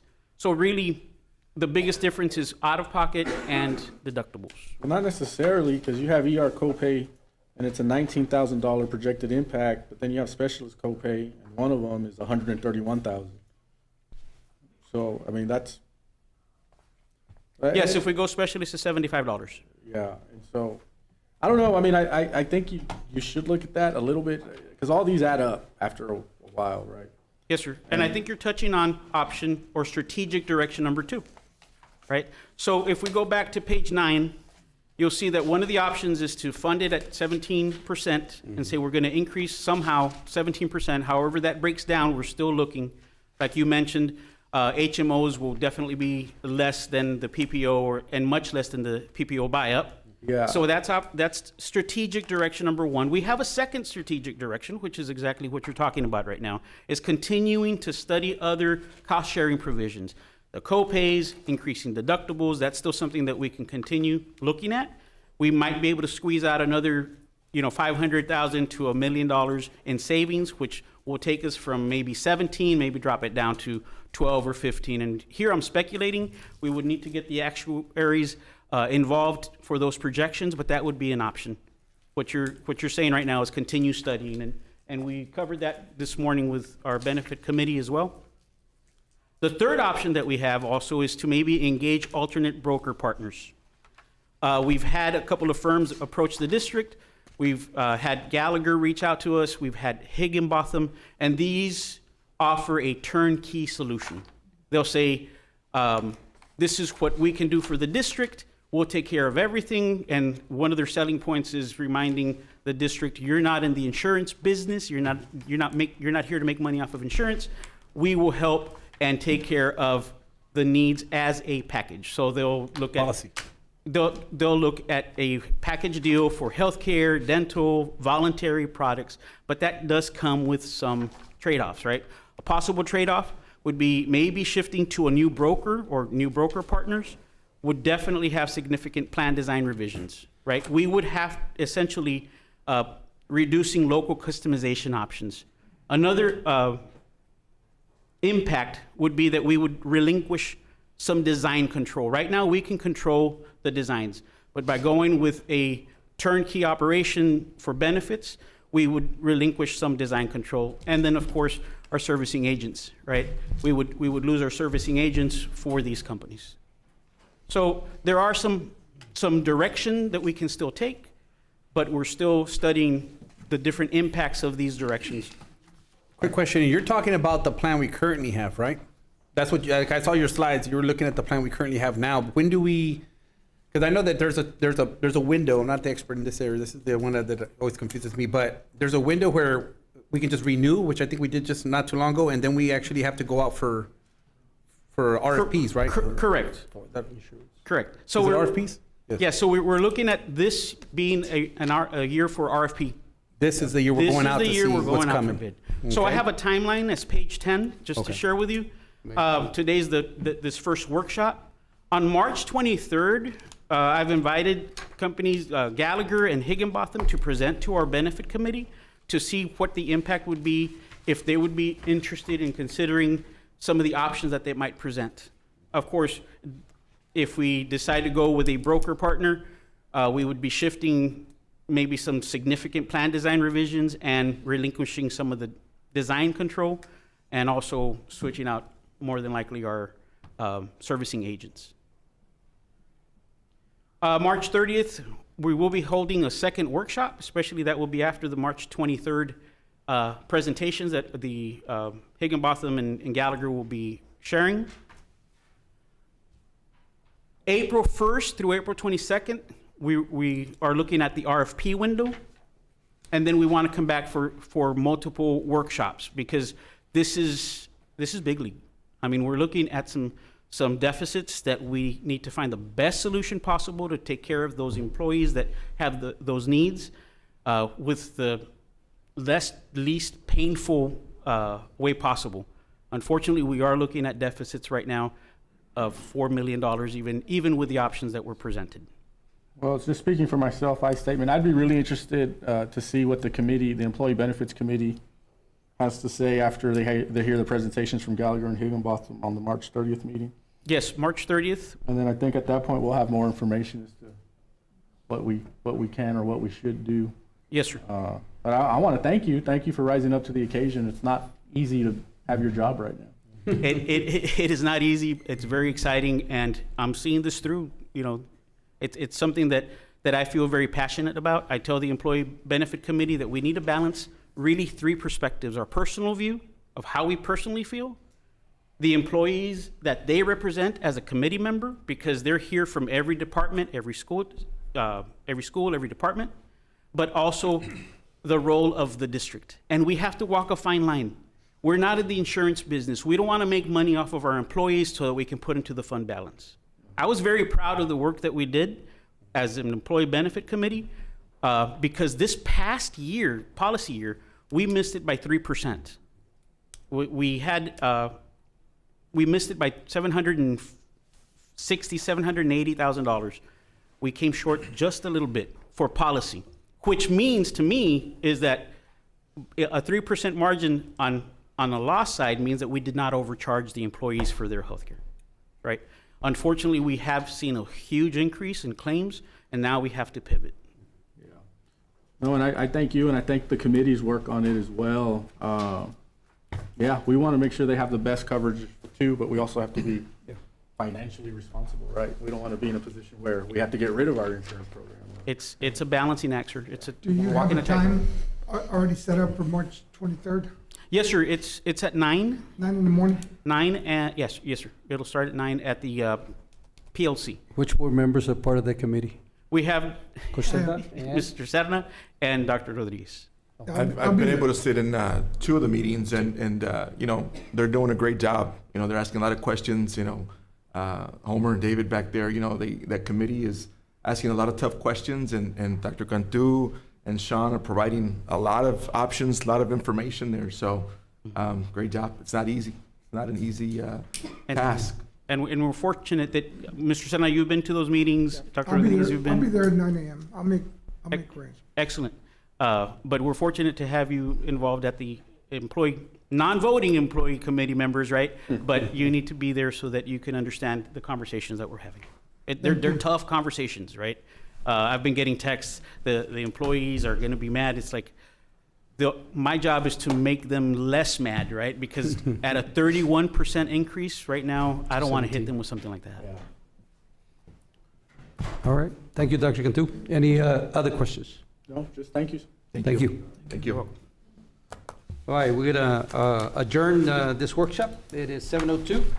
Are we got the other one? Or are we gonna wait for the regular agenda? The regular? All right. Are we ready? Yes. Good evening. I'm Isidro Nieto, President of Weslaco ISD Board of Trustees. This regular board meeting is being conducted in compliance with the Texas Open Meeting Act. Notice that this meeting has been posted online for at least 3 business days prior to the meeting date. The time now is 7:02. And I will call this meeting to order. I will begin the roll call. Dr. Jaime Rodriguez. Present. Coach Armando Cuellar. Present. Mr. Ben Castillo. Present. Mr. Eddie Sedna. Present. And Mr. Mark De Los Santos. Present. All right.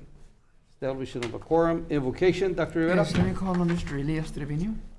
Amen. Let us pray. Would you bow your heads And gentlemen, if you're wearing a hat, if you would just remove it in reverence to the Lord. Lord of all creation, our Lord Jesus Christ, how great and mighty you are. You are awesome in all of your ways. You are good and merciful towards us in all aspects of our lives. We thank you for the many blessings you have bestowed upon WISD and those to come. Father, we will never tire nor waver to continue to ask you to bless and grant greater wisdom to our superintendent, Dr. Richard Rivera, and our amazing board.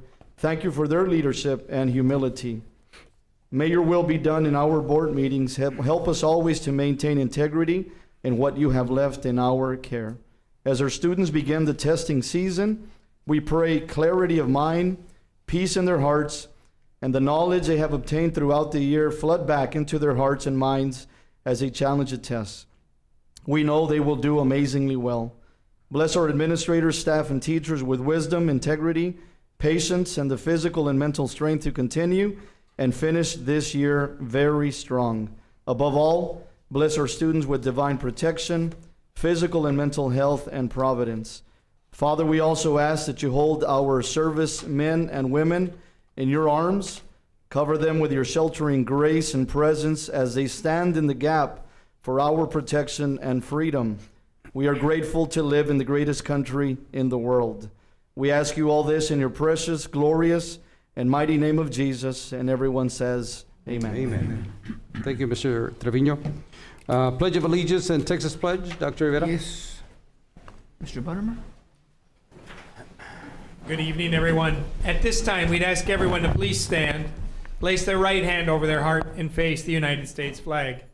I pledge allegiance to the flag of the United States of America and to the republic for which it stands, one nation under God, indivisible, with liberty and justice for all. We'd ask everyone to please remain standing, right hand over their heart, and face the Texas flag. Honor the Texas flag. I pledge allegiance to thee, Texas, one state under God, one and indivisible. Thank you, Mr. Buttermer.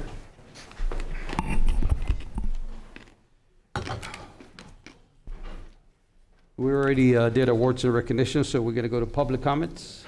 We had one, but he withdrew. Okay, so we don't have any.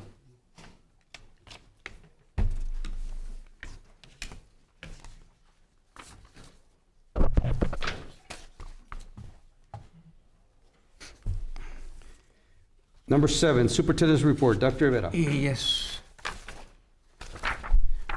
We'll have Dr. Rivera present his superintendent's report, and after the report, then I'll ask you if you have any questions or comments, okay? Okay. On the first slide, we had the presentation already on the financial advisors and the bond council. We actually met with them last week with Rick Perez and Angel, and then Miguel de los Santos with Estrada Hinojosa. So we met with them, and they gave us guidance and direction on the use of the interest earned of approximately $13 million. And then today, you heard them present. We also met with Estrada Hinojosa and Rick Perez, and they have reviewed everything with the external auditors, Carr, Riggs, and Ingram. We just want to make sure that we have the financial advisors plus the auditors to make sure that what we're going to do would be the correct way, and there's no issues, and I'll present with the board whatever they give me as far as the projects that we can go ahead and do with the 13 million and also with the bonds and the fund balance. On page 3, there are many challenges facing Weslaco ISD. The first one is the process of reducing the 25-26 budget that has been happening since September. We saw what was happening, and since then, we've been reducing the budget, and our goal is to have a balanced budget for 26-27. And on number 2, all districts, including Weslaco ISD, we have the declining student enrollment. Many factors: charter schools, private schools, school vouchers, virtual schools, immigration, the border conflicts, then also the declining birth rates. Mr. Carlos Martinez has studied this, and we are showing a declining birth rate here at Weslaco ISD. On number 3, as we reduce staff through attrition, no one will lose their jobs.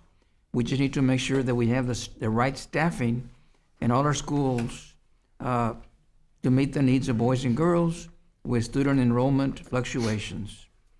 Number 4, we've discussed this already at the workshop. There's a rising health and workers' comp insurance. And for this year, we contributed $1.4 million.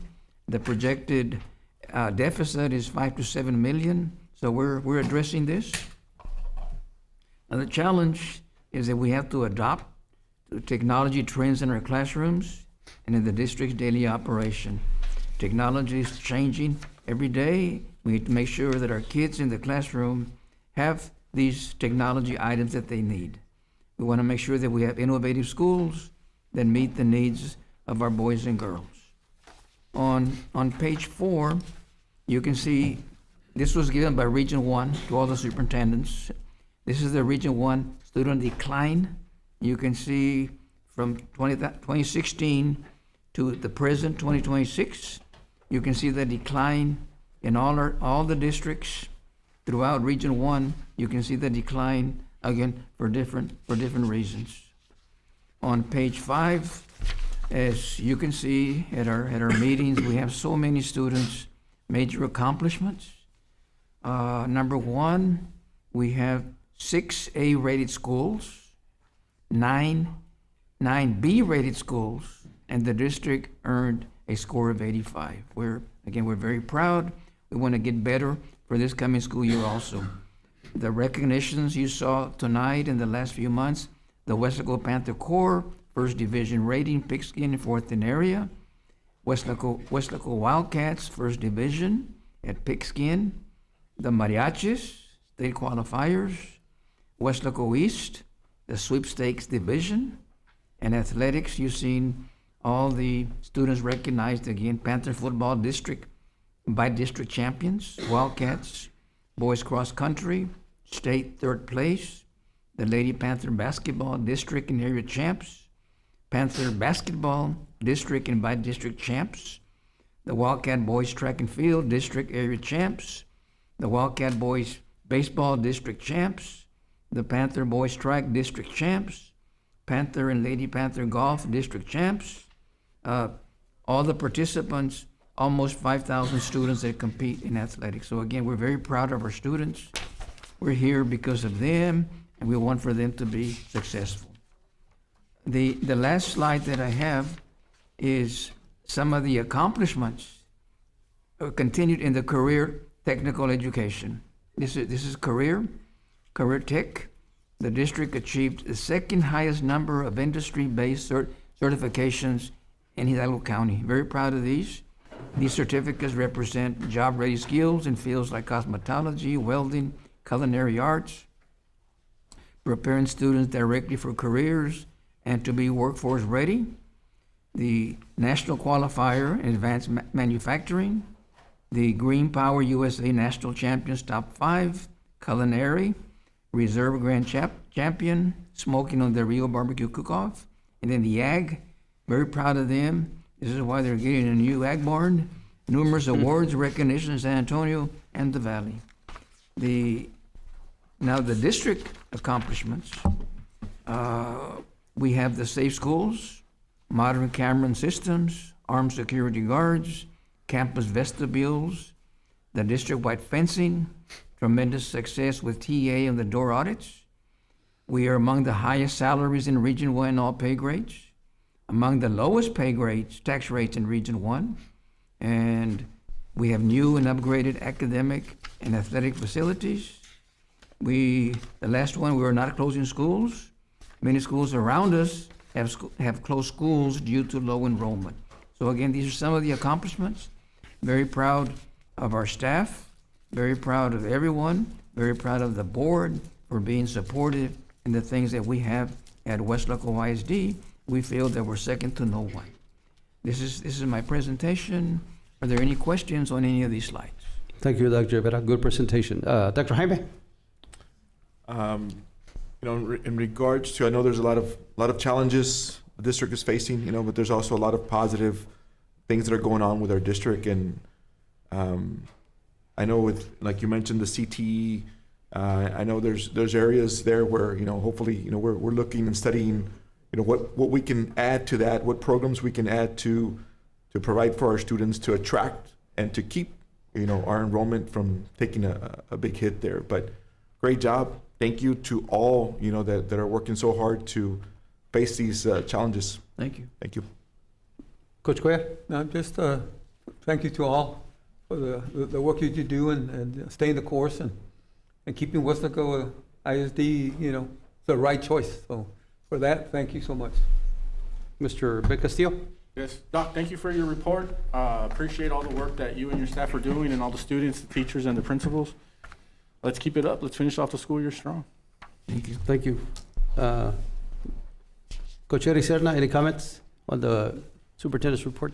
No, sir, not at the moment. And Mr. Marcos de los Santos. What school district scored better than us on the CTE? We're second. Who was the first? I mean, that's a question that, what's it? McAllen. Okay. Thank you. And a lot of times when, Dr. Rivera says, we got to be first. So if McAllen, we can provide more certifications so that we can bypass McAllen. But good presentation, Dr. Rivera. Thank you. And moving forward, like Mr. Ben Castillo said, we'll improve in every area. Thank you. All right, let's continue on.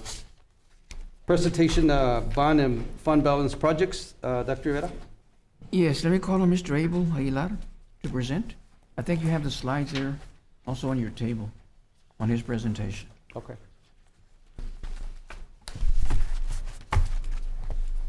Yes, we have.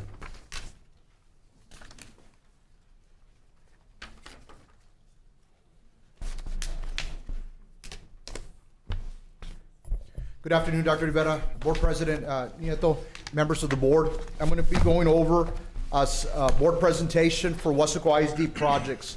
So all the projects that you're going to see listed here, these are all Weslaco ISD upgrade initiatives to include large-scale capital projects, and we're utilizing both a $160 million bond and fund balance to address the district needs. What you have here in front of you, and they're listed in order, and we have the legend to the right identifying the letter. These are the baseball and softball synthetic turfs. As you can see, they came out beautifully. They're being used, and you have them all listed there from your Weslaco High School boys baseball field, girls softball field, East boys baseball field, and Weslaco East girls softball field. You also we went ahead and also worked on a baseball and softball scoreboard replacement for each field, as you see there.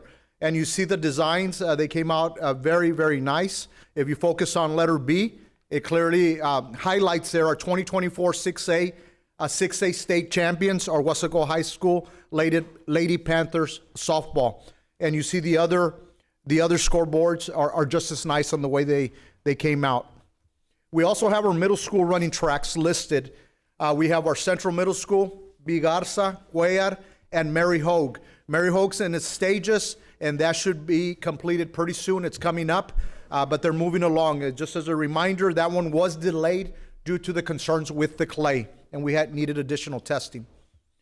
The Panther Wildcat Stadium upgrades. These are some of the upgrades that we've had through the process. Of course, you have your synthetic turf. B, you identify that we have the LED lighting in letter B. We also added down Panther Drive, the wrought iron fencing, as you can see there. We also worked on replacing the stadium chairlift, and that was also another project. Also tied into that is our digital billboard conversion that we do work district-wide. We also have our campus vestibules. As you can see, we've enclosed, these are enclosed entrances between the exterior door and the interior of the building for safety reasons. Parents and visitors are required to check in at the vestibules when on campus grounds. We do have the vast majority of the campus's vestibules completed, and we still have a few that are pending, and we are almost there. District-wide safety and security. These are a few items that we have. Some of these were through grants. There's a few, but the majority of them were through our fund balance that we have. Of course, we had 4 district security trucks that were purchased. We do have our K9 Sugar that was added to our patrol in letter B. Some items that we are working through our House bill, we have the breaching tools. Those are going to be coming in. We do have access control doors on letter D.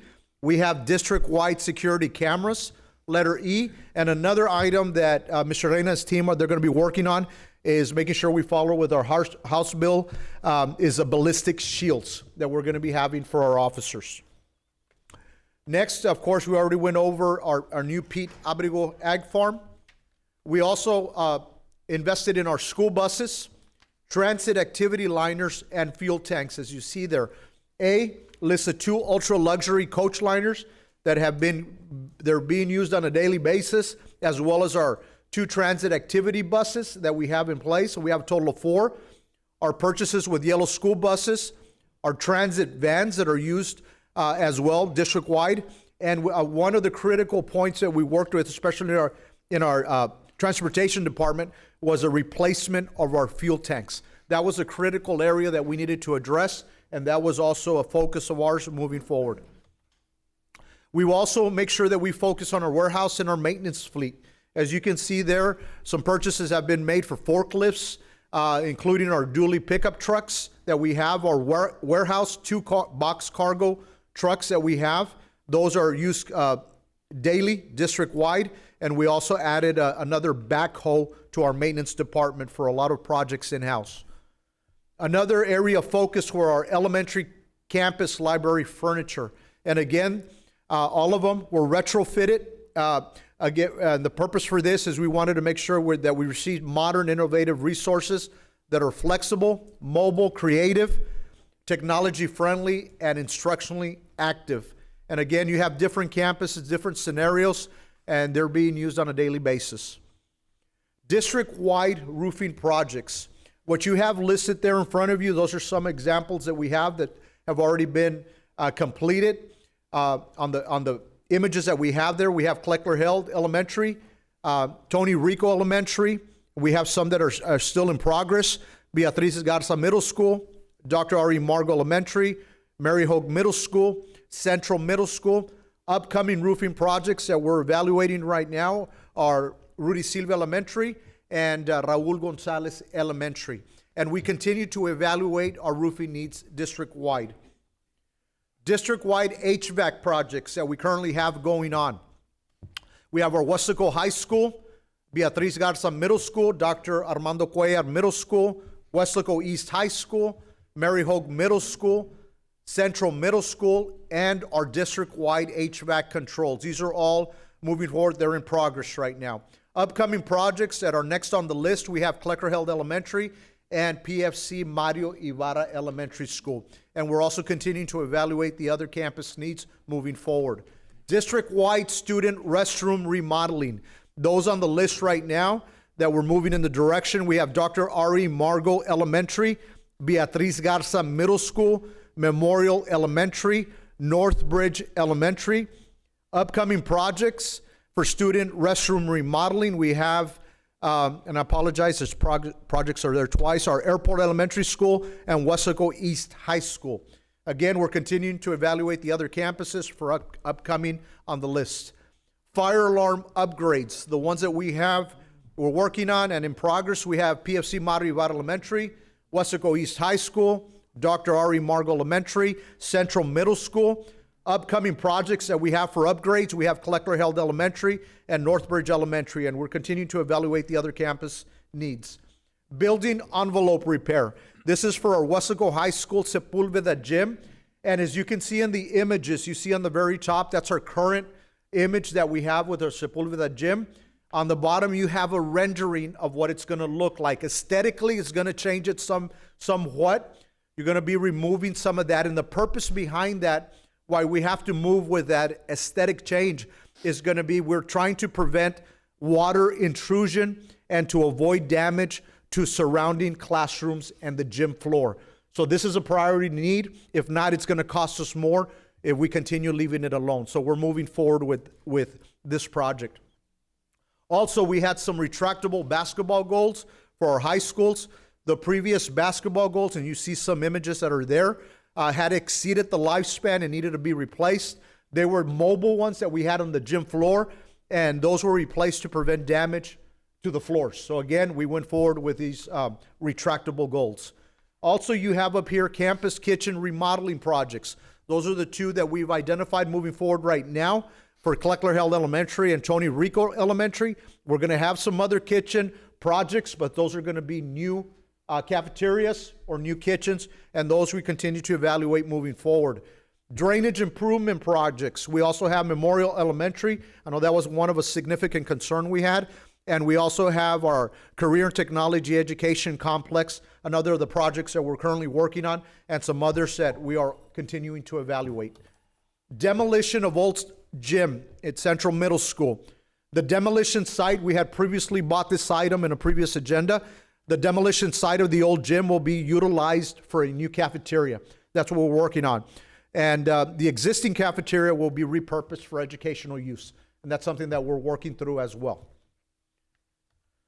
Tennis courts resurfacing. This is at Weslaco High.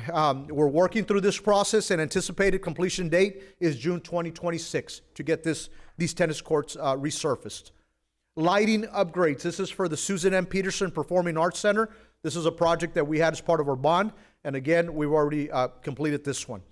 Elementary playground equipment and canopies. All our elementaries have been completed, the playgrounds and canopies, and they're all functional, and we've been moving forward. Initially, we had started off with a grant. We kind of went local with this. We kind of had to make some adjustments.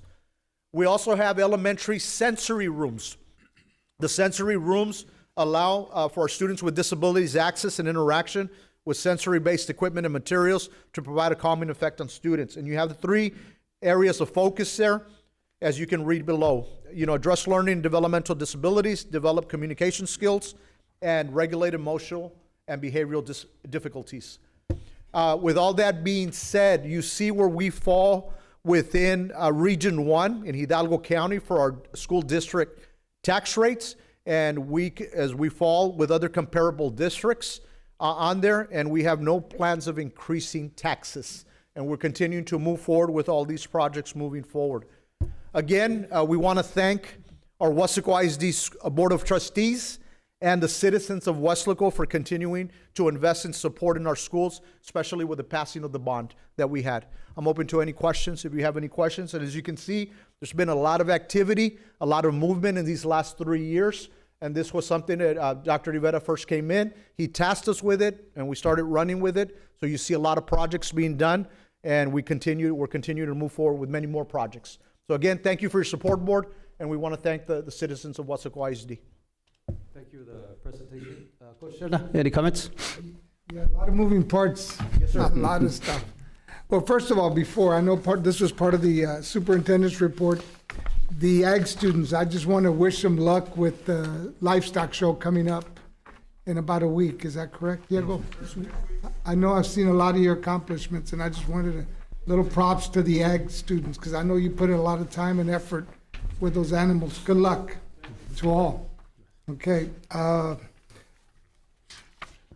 this report, I know that the baseball fields are there. Correct. And I know that, they're beautiful, they look great, a lot of great comments out of coaches that I know. Was the Weslaco East issue taken care of out there in the outfield pitchers bullpen area? Outfield bullpen? Yes, sir.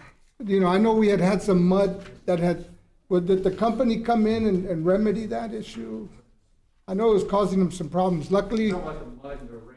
Yes, luckily we haven't gotten a lot of rain this spring, but I know it did. So that one rain was kind of historical rain.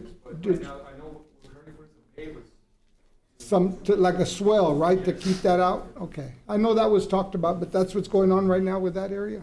Right now, it's under design, Coach. It's with the engineer, so we're working through that as well. You're creating a little Yes, sir. swell to redirect that if it Yes, sir. does happen? But we're also currently putting some pavers in that area. In the meantime. So okay. I know that had come up before. How current are these pictures of the tracks, the middle school tracks? Are those current? So A, B, and C, well, those are all completed. No, but as far as I know but the field, I'm referring to the fields. I know Central looks really nice and green. Is that irrigation that's going on there? What's going on? Yes. Yes. Okay, yeah, I mean, it's for the public. I know they see these pictures on screen, and I'm curious as well. If they're current? Are they looking nicer? Because They're nice and they're a lot nicer than what they and B Garza as well. And I know middle school, Mary Hope. Mary Hogue is gonna get something done, or they're still working on that.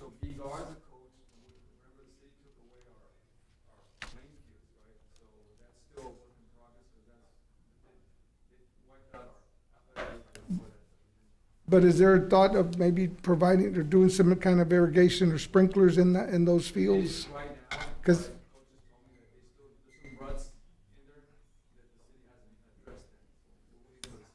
and what about is it Cuellar as well? Because the Central have irrigation. I think they have sprinklers, right? Yeah. That's the only one that does. Mm-hmm. Yeah. Okay. Well, are there plans to maybe get those up to speed like Central? Looks really nice. I'm just, yeah. We can go back and evaluate it, Coach. I mean, just for the future, I mean, there's our students and they, Absolutely. practice football and, it'd be nice to have. Definitely, some we'll go back green- and evaluate it as a team. Green space there.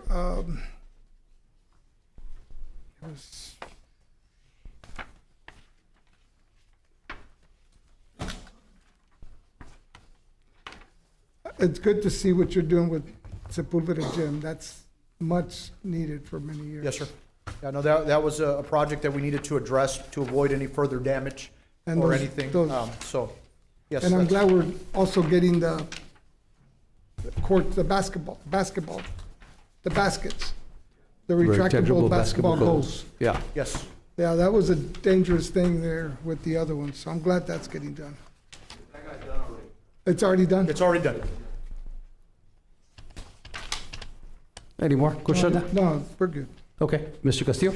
No, I have no questions, just a comment, just thank you to the community for allowing us to do these projects. Dr. Rivera, thank you and your team, Americo and Abel and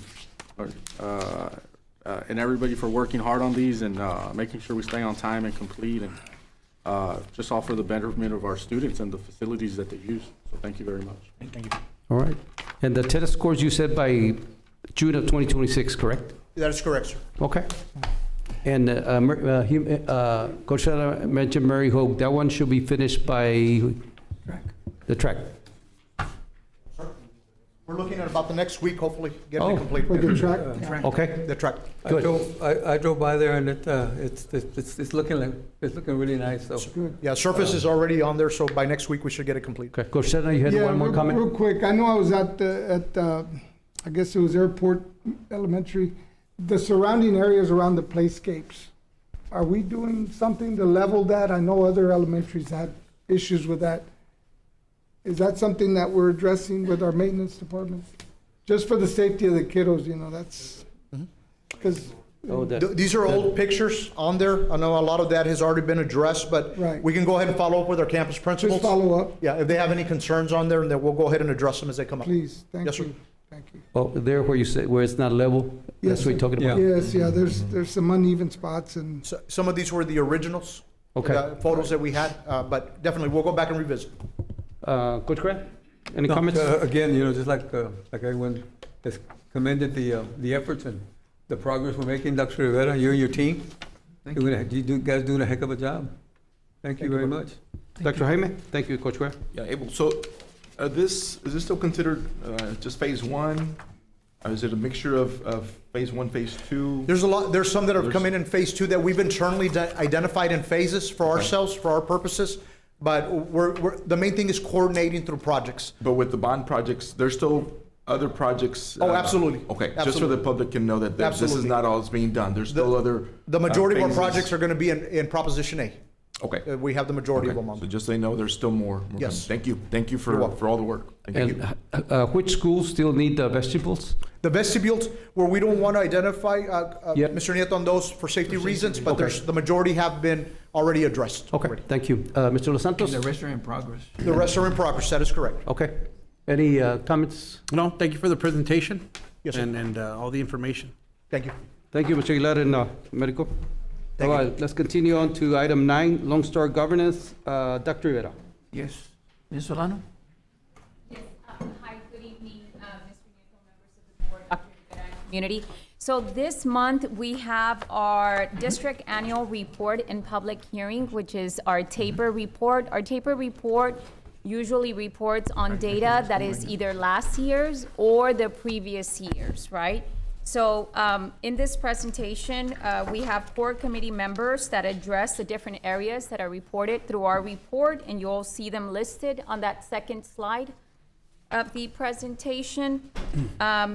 In this report, you will find 8 sections of the report. We will dive into the academics, the finances, the district accreditation, our campus performance objectives, which are tied to campus improvement plans, safety, CCMR, HB3 goals, and your taper glossary report. So section 1 addresses the academic section of the report, and I know that I might sound repetitive as we've presented this information since last summer, but this is our official information that you can find in our 2026 taper report that just came out. Our 2025 accountability ratings, as Dr. Rivera shared in his superintendent's report, was an 85, which is a B. I am happy to announce that the district received a distinction designation of post-secondary readiness.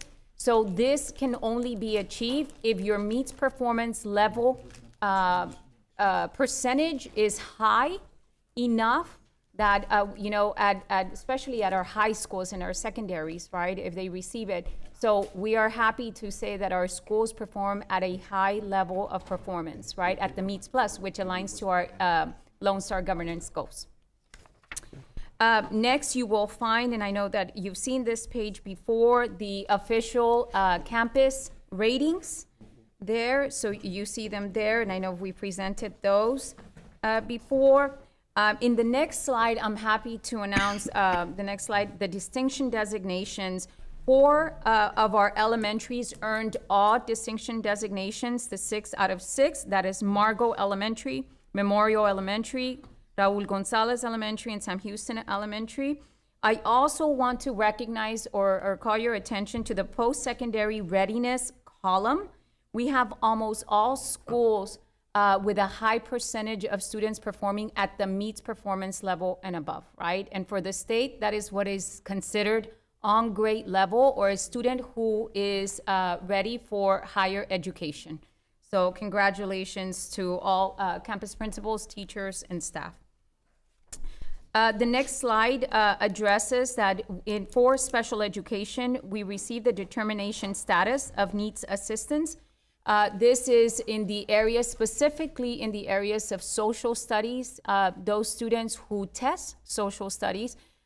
This has been an area that our special education department, along with our campuses in our district C&I team, have worked on. So there is currently, I know that our department, Mr. Neil Garza and his staff, work on ensuring that we get out of this determination status. This determination status is given to us on a yearly basis based on the performance of students in specific subject areas and grade levels. Next, I want to go over the attendance rate. For WISD, we are above the state and the region. So we are currently, and again, attendance rate goes 2 years behind just because the data reported that is used for accountability was from the 23-24, the last data used for 2025 rating. So our attendance rate has improved. So congratulations to all, as this is critical, right? If students are in the classrooms, they're learning and they're coming to school, and that means that our campus principals are doing an amazing job with our teachers and making sure that boys and girls are here. Our dropout rate, our next page, really, really impressive. If you look at WISD, we're at a 0.8 and again, this is 2 years behind because that is the data that we report based on our ratings. Our staff, the leavers team, counselors, right, our parental, everyone has done a phenomenal job. Our counselors, our principals in making sure that we recover dropouts. So congratulations to everyone on those efforts. Next, it's our graduation rate, and I'll focus more on the class, the four-year rate, class of 2024. It's always 2 years behind on our graduation rate, as that makes it official. As we track 5 years and 6 year rates, we are at a 95.4 for our senior classes, right? And this percentage is higher than the region and the state for WISD. So kudos to our high schools. Also, the next page here, what you see here is our Foundation High School Program endorsements or Distinguished Level of Achievement Plan, right, our graduation plans. We did see a reduction for the 2024. So this is in consequence to the more we recover leavers, some of these students are more anxious to exit out of high school with a basic, right, foundational graduation plan versus your distinguished graduation plans. However, we do have some measures that have already been in place at both high schools to ensure that students, you know, are encouraged to graduate under these distinguished level of achievement plans, right? The next part of the presentation focuses more on staffing. Our staffing information here, as you see, based on each of the categories, is very comparable to the state. One of the things that we did see, you know, in professional staffing, we are below the state. Also, too, in it's educational aides as well.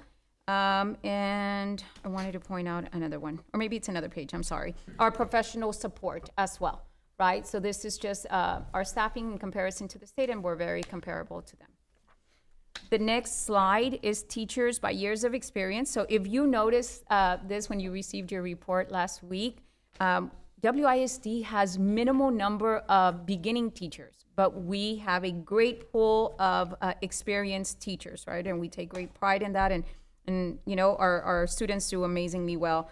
So we do see that. And the last little row that you see there, turnover rate for teachers, the 21%, obviously, as we studied this, the more experienced your teachers are, then you will continue to see that data rise, right? Because you're seeing teachers exit, leave the profession, which includes retirements as well. So our next slide is experience of campus leadership here. So it's very comparable to the state as well for our administration. The next slide is average teacher salaries, and I believe was one of our presentations, right? Weslaco ISD pays, you know, the teachers very well. So we are above the state and the region for salaries, with the exception of just your 6 to 10 years in comparison to the state, but above the region in all categories of, you know, the beginning teachers to 30 years experience. The next section of the report goes over the PEIMS financial standard report, and this is just information for the public. So the total tax rate for WISD is 0.94. So this is higher than than Texas and the region. However, it's broken down into your M&O and INS. So your M&O is lower, and the INS, right, interest and sinking, is higher due to the bond passing, right? So the next slide, or the next two slides, you will see for public information, how is it that we receive our revenues, right? Where is it that we get most of our revenues? And obviously, most of our revenues are coming from state operating funds, 60% of that, right? And if you see in the next slide, also how we received our other revenues for debt service funds, you'll see that most of the revenues there come from local property taxes, right? And so the next slide explains how the expenditures, the operating expenditures for the district, where you will see that most of our operating expenditures are instructional related, right, at a 62.02%, which is very comparable to the Texas and Region 1. So the next section of the taper report will take us through the district accreditation status, and the district, WISD, received an accreditation with superior achievement, right, based on the first rating, and that looks at several categories, or studies several categories of your district, which is academic accountability ratings, financial accountability ratings, data integrity, and other program through RDA reports. Section 4 of the public hearing links for your reference campus performing objectives, which will be linked to campus improvement plans. What are the needs and the areas that they're targeting for improvement? Also, Section 5 of this report reports on violent or criminal incidents on campuses, and this reports basically this allows a district to report if there is any unsafe schools in your district. There you have the 2 incidents that were reported for that school year for 24-25, and you have the code, the disciplinary action or reason why they were reported. With these 2 incidents, WISD does not have a persistently dangerous school under the Every School Succeeds Act. So we take great pride in that. The next section of the report is student performance in post-secondary readiness institutions, right? This is your higher education report. This is our CCMR. We take great pride if you see our CCMR score for the class of 2024, which is 2 classes ago, or behind. We are way above the state and the region with a score of a 94. So congratulations to all of those individuals, right, who impact this CCMR and monitor it very strategically. I know that at both high schools, we have Ms. Maria Flores and Ms. Caridad Salinas, along with Gear Up, right, and the other CCMR facilitators, our high school principals, constantly meeting with teachers that are making a great, great impact in our CCMR accountability. And for them, it's a huge deal, as it's 40% of their rating in certain of the domains. The next table, you'll have more college readiness indicators. The first table on the very top goes over dual credit courses, right, or completion in all subjects. There you will see that we have a 42%, a little below the state and the region.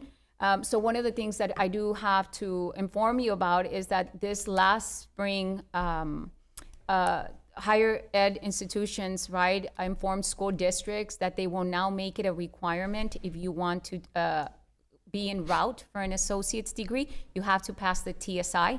Before, we used to enroll students in dual and allow them the opportunity, right, before they hit a certain semester to allow them to pass the TSI, but universities and colleges are now pushing that TSI is one of the first tests you have to pass in order to be dual enrolled, right? So this will obviously make it difficult, as the colleges and universities have expressed, but we have a plan of action to, we have an MOU with SCC that we signed for a non-degree seeking route to allow students to be enrolled in dual courses for 15 hours, right, without, if they have not passed the TSI or such, right? And then the AP participation, which I believe it was one of the questions that we received. So one of the things that we've studied with AP participation, as it has dropped, right, is the reason it has dropped is because our students have opportunities. Our students have more opportunities every year that goes by. We study our programs. We have increased the opportunities and are increasing for the next year as well on more on-ramp dual courses, right? So students have opportunities to go CTE, Workforce Ready. Students have opportunities to receive an associate's degree, which are, those are more than likely, a lot of the hours are earned through your dual, your on-ramps. And then, of course, students have the opportunity to gain these hours through AP. However, through AP, you have a test. It's a one-time shot, right? You have to pass that test in order to get that college credit too. So students have opportunities, right, and choices. So this is what we're seeing from students too. And so you have students also too that want to take an AP course, but those are a limited number of students, And if a class doesn't make because we didn't get 10 or more wanting that course, right, because they're wanting to go the dual route or the on-ramp route, then the course doesn't make.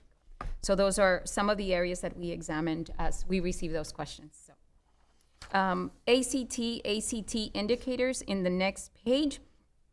For the ACT tested in the region, we are comparable to the previous class of 2023, right?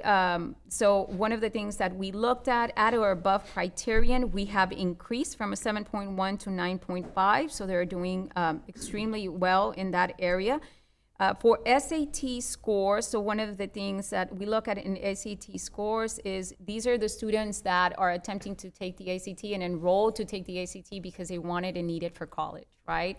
So, and then when you look at your ACT scores, one of the biggest differences that we've done, right, is that before all juniors were required to take it, now is we encourage all juniors to take it. Right, and of course now it's if you're ready to take it, then at that point you'll take it in your junior year. So that is one of the things that we see the biggest difference. So this is also part of the accountability as for participation in the distinction designations for the high school. So we encourage, of course, every student to take the ACT, and particularly in their junior year. The next slide that you'll see reports on the 4 high schools that we had that year of 22-23, as this is data that is reported to the state, later.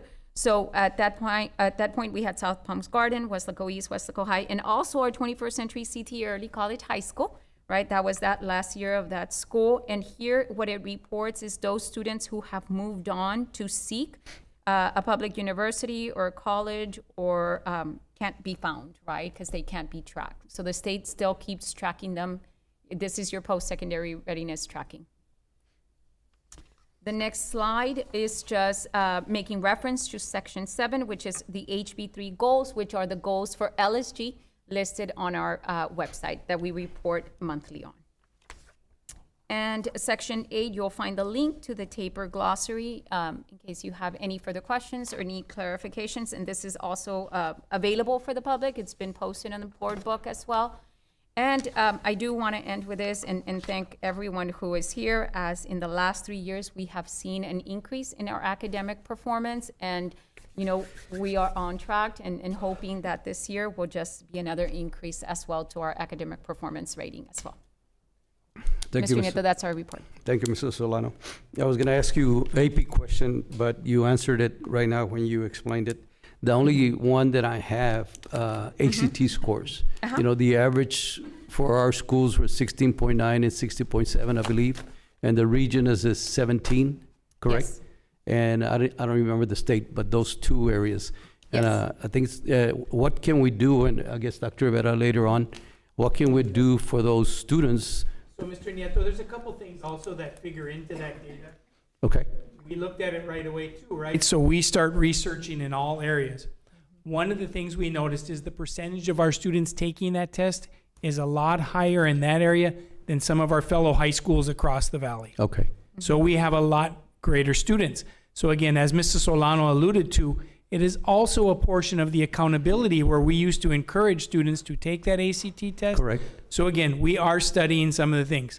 That doesn't go to say, though, academically, we know we need to also look at what we can work with to make sure our students who are wanting to take the ACT or wanting to take the SAT are academically ready to score well.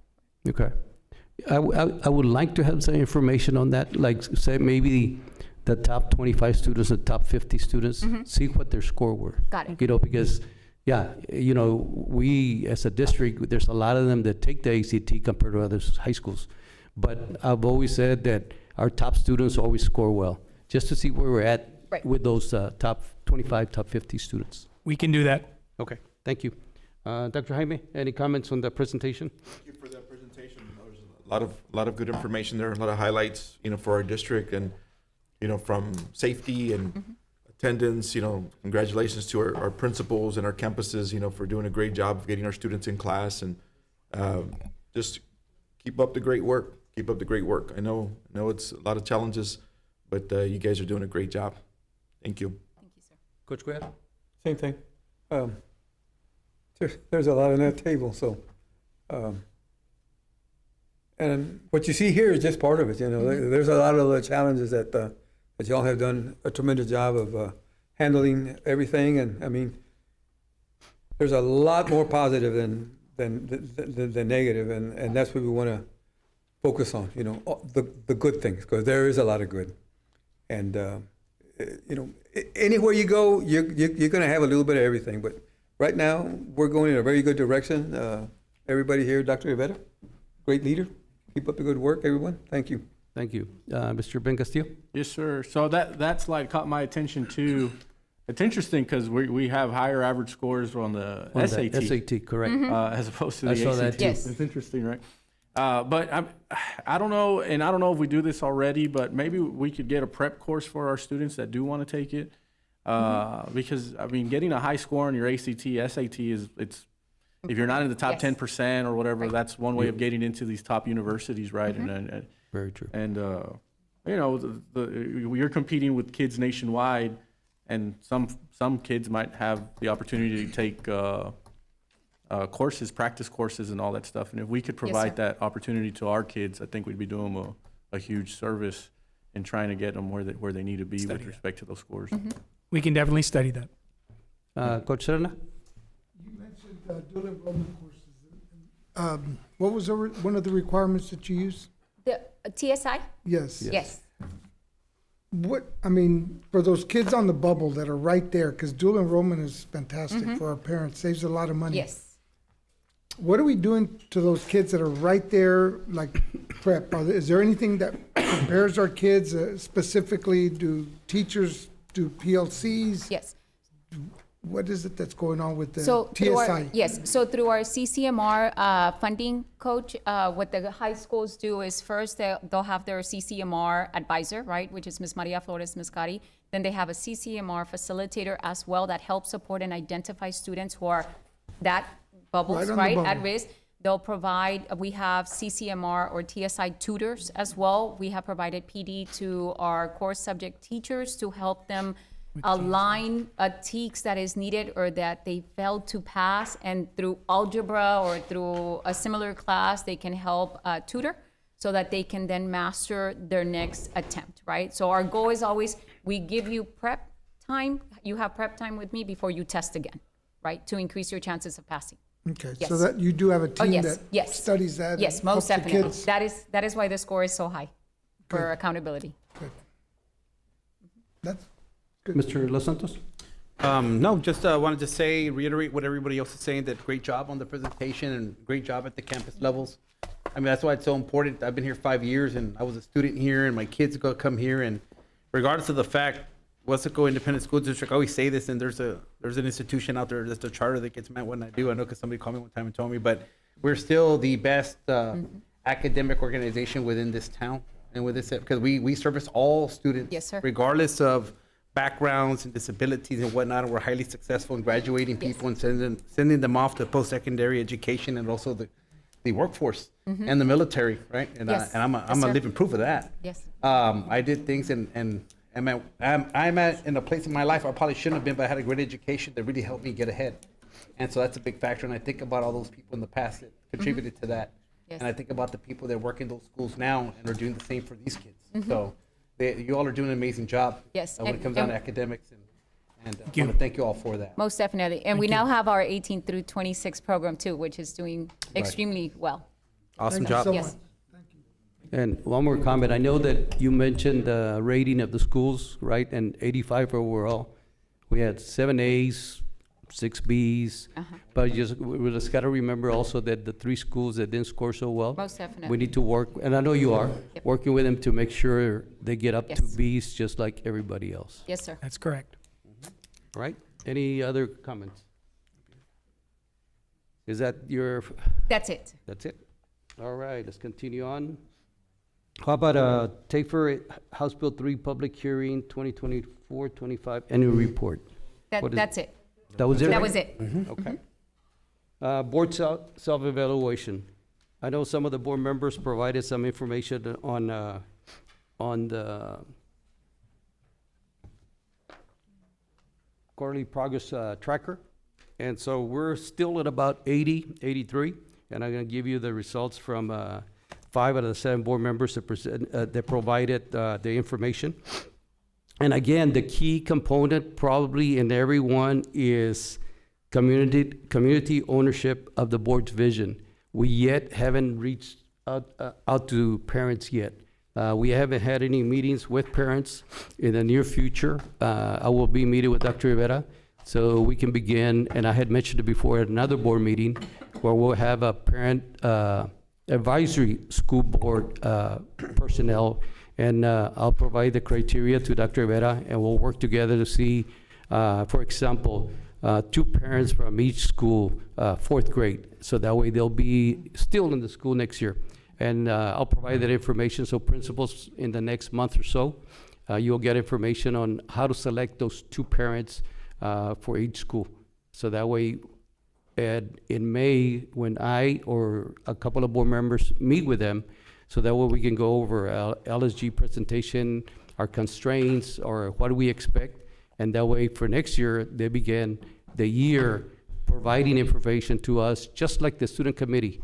The student committee has provided a lot of good information to Dr. Rivera and ourselves to see what is it that we need to do to improve this your campus. So now coming from a parent's perspective, and again, like I tell students and I tell parents, academics should be our primary focus. That's our primary focus, you know? So it'll be upcoming there. All right, so visions and goals 1, the board has adopted student outcome goals. We're doing well in that area. Our score was at 12. We're still not at the mastery level, again, because the community ownership, we haven't done that portion yet. On visions and goals 2, the board has adopted goal progress measures, or GPMs, aligned to each student outcome goal. Here, again, we're at a 12. We still lack the communications with staff and members. We haven't done that portion yet, so we're at a 12. Visions and goals 3, the board has adopted constraints, and we have, and the majority of the board members voted as a 9.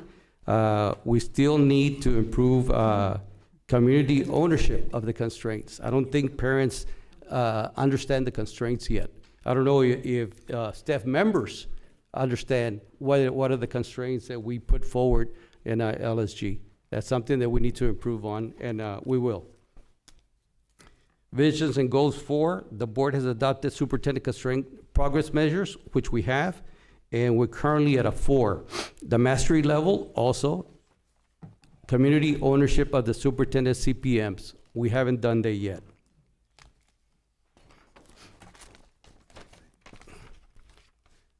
Progress and accountability. Progress, the board invests at least half of its time to improving student outcomes. Every month we have improved. The last month that we were at 26%, but in order to be a mastery level, we have to spend 50% or more of the total time, which we haven't. Hopefully in the next year, we'll get there. Progress and accountability 2, the board evaluates but does not interfere with progress towards improving student outcomes, and we don't.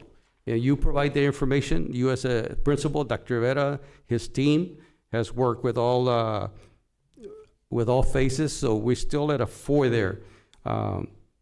We're still, again, student outcome goals and constraints, monitoring reports, those are things that we haven't done yet and will do in the future.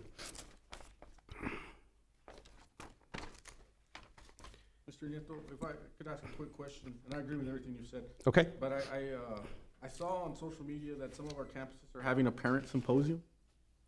I don't know. I think I saw it somewhere. Maybe we could hijack like 10 minutes of that, and we can do our LSG outreach deal. Or it already happened. It happened, Texas Public School Week was last week. Oh, never mind. Yeah. Cancel. We still 0 on that one. Yeah. But you know what? In the future, we can work on something like that. All right. Let's see. Assistance and process. We're in a 15. Advocacy and engagement 9. Synergy and teamwork 8. For right now, we're at 83. But again, the main component is community ownership. that's something that we'll have to do and present to parents, to staff. The student component, we're working with that. But if we continue to do that, then the parents will be involved too in decisions that we as a district need to make in the best interest of students and staff. Any comments? Dr. Jaime, on? No, sir. Okay. Thank You provided all the scores for that, so thank you. Coach Correa? No. Everything you said there was, I concur with that.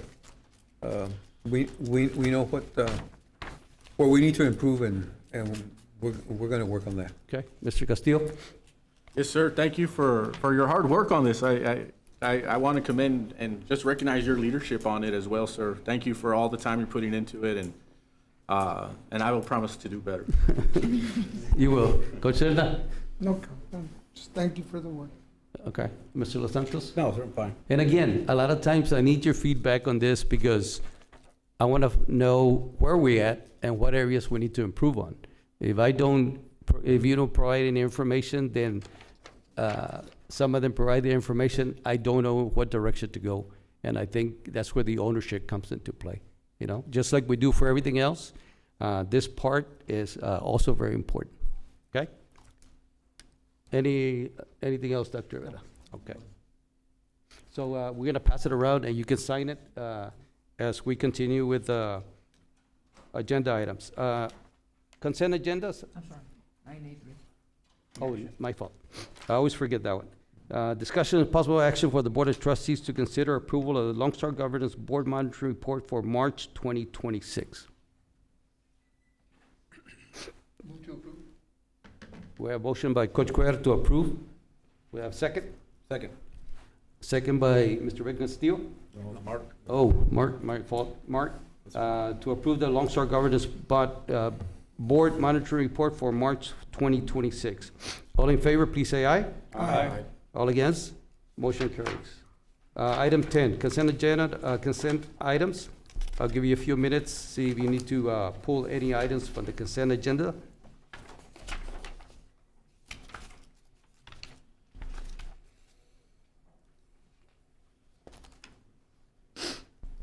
I'll start with right side, Mr. De Los Santos. I was gonna pull 10G 2A, but I'm gonna go ahead and I just want that department. I'm not gonna pull it after all. But I do want to just say that hopefully next month, we'll have an update. I know you guys are dealing with a very difficult task. Oh, yes. And I wish you all the best so that you can get us accurate numbers as soon as possible. Okay. Yeah.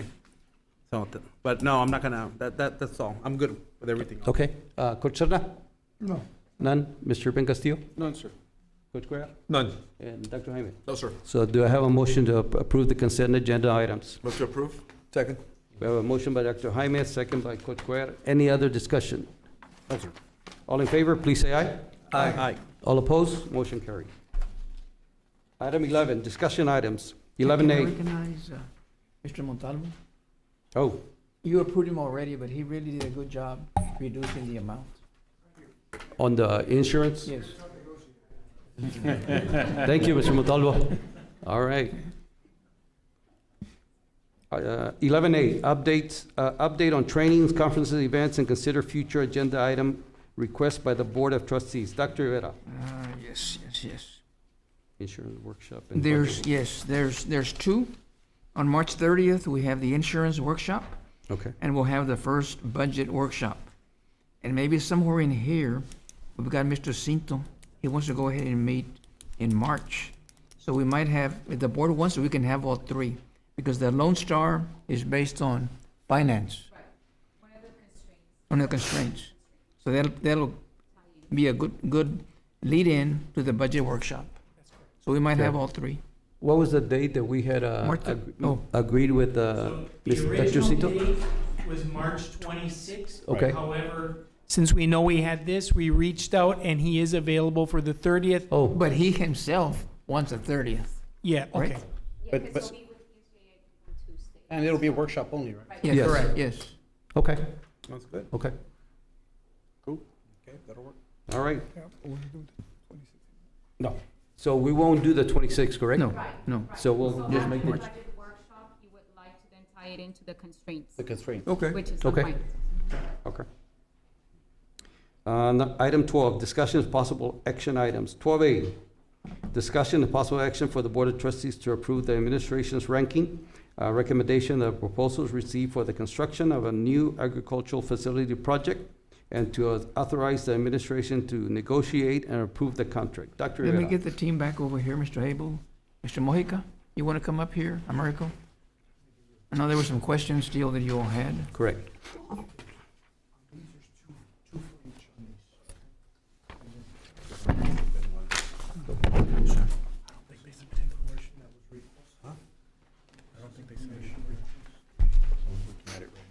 Thank you. This is the list of topics. Thank you. And then they have some other documents too for each. Just want to go ahead and just provide you with some information that was requested on the list of projects that you have on there for each of the top three. You have that. You also have on what was requested earlier, on what you received was the method of construction. That included the criteria and the points that was board approved on April 2024 when we submitted the CSP that had that approved criteria with the points, and the ranking sheets mimicked that exact board approved criteria. So through the ranking, Mr. Mucas here, everything was asked carefully through each ranking criteria for all the proposals submitted. We did exactly what was there and that was submitted. But you also have some ranking sheets there. If the board wants to take direction and rank them, you also have that option to go that route if you wish. But that's been provided to you. And you have the individual rankings by the committee members as well. That's been provided to you as well. The warranty issue? The warranty, Mr. Mojica? So the warranty issue that I can speak to is whatever the awarded contractor who gets the project will be required to provide the district a 1 year's warranty on material and labor on the entire facility from the date of substantial completion. That is a requirement that whomever gets the project will have to do. They submitted with their packet, because they sent us the packet, So- and every other provider had the warranty information except for the first ranked one. So that I cannot answer because I was not, I didn't see what came in. I don't see the iron wave information. I can only tell you from what I've seen is that they answered a response to that answer. But that's all that I can tell you, because again, I'm not privy to that information. I don't see any of that. And part of the committee, I'm just here to answer questions. So I don't really look at stuff, so. But as far as the warranty goes, whomever gets the project is required to provide you a 1 year warranty from the date of substantial completion. So I think what happened during that committee meeting, that everybody got the exact same score because of that. Yeah. That's my recollection. Yeah, so they sent us the packet, and I was looking at it through one of the presentations, and I noticed what Trustee De Los Santos said. He saw it only had the bid bond information, but not the warranty information. That's correct. And before I said that they didn't submit, we were trying to go through the proposal to make sure it was in there. We couldn't identify it in there. But again, that's what we discussed with Mr. Moicas. It's something that is going to be negotiated, and that's what he explained right now. Well, I think just because we have so many questions, right? I statement, right? I would be inclined to reject that first ranked one because it didn't submit the warranty and just go on to number 2 and move forward. That's just me, though.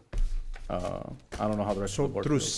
Through the section that you received on there, since the board gave us the authority to rank, you can take back the authority, but it would have to be re-ranked by the board. Not if we reject it, then it just Okay. goes to number 2.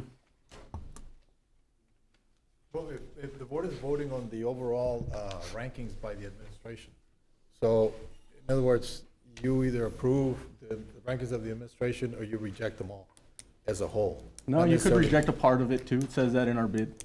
What's that? You could reject all of it or part of the bid, part of the submission. And I know I'm Yeah, right. so, well, and again, what we know, what we've been told is that the vote is on the rankings of the administration, Yeah.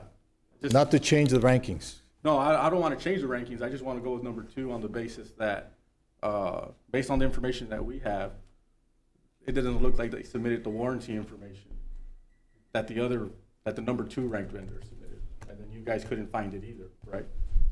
Right. We were looking through it, we couldn't find it. Yeah, and I was looking through it too, and I couldn't find it either. So- I don't want to delay it anymore, and I don't know how the rest of the board feels, but I would be okay with going to number 2, but having Dr. Rivera go negotiate that price down. I mean, and the only reason was too, when it was brought up in the last meeting, right, Texas Government Code, where you look at that, and you're justifying the scoring based on the published criteria that we asked all these individuals to submit by. And then the last meeting, you mentioned that you had even removed a person because they didn't meet the submission criteria. And so that's what I'm saying. It's just about following process. And on top of that, even just the scores, right? I know you submitted this after the fact, but it was just even on the rankings. Looking at the 0 submissions when it was requiring 10, looking at the fact the insurance packet wasn't there and the points were still given, looking at the fact that the cost was, one of the highest, and yet you still had others at the time with what you all handed to us looked as if they had more experience and other projects, and like I said, submitted 10 overall. And I like to use my word or less. So just something that doesn't make me feel comfortable, right? Because we have a process that we follow. And then we didn't follow the process from the very beginning. Like, it was just kind of like plans were done, we're going out for contract. And I, as a trustee, right, and doing that I statement, I didn't even know what the ag farm looked like at the time. So looking back and looking at everything now too, I agree as well too. I think that, I want to trust him because he knows the law, right? But, and processes. But that just looked as if, I know you're saying that, well, they'll do it after the fact, but you're not giving everybody else that option. You know what I mean? Plus all these other factors too, that make me feel that we can go in a different way. So, Mr. And if I Sepulveda? may, just to clarify, so the committee looks at, every bidder comes in with 10 or more documents that are attached. What you're seeing is just a summary that's printed out from our electronic bidding system, which is the Ion Wave system. So every other piece of information you just mentioned is contained within this other attached documents that come in with every bid that comes, that we get, that we receive. Yeah. So, Mr. Sepulveda, can we do, Like with me, even, like, can I ask about the rankings here? Like, number of similar projects. You have companies that submitted like a number of 5, if I'm reading this right, and you have another one that submitted 10 similar projects, Right. but then on some of the score sheets, people gave them 0s. Like, how's that? Like, they got 0s for where they marked at least that they submitted, and yet the number 1 option you're talking about put 0 on there, and yet they got points. So that's what I was just curious about, because I'm going through these and looking at these scores. Yeah, so the 0 that they submitted, again, it was for current projects that they're not working on for universities or high schools or colleges. That's what it is. But similar projects that they worked in the past, that comes in a separate document. And so just because they filled out that section doesn't mean that they're going to get the points. We still have to assess whether that project qualifies a similar project to what we're trying to do. Yeah, they emailed us the whole packet. We have it in our email now, with including all the attachments and stuff. And so, I mean, so can we, what Mr. Castillo recommended, Mr. Sepulveda, to reject and go with number 2, can we do that?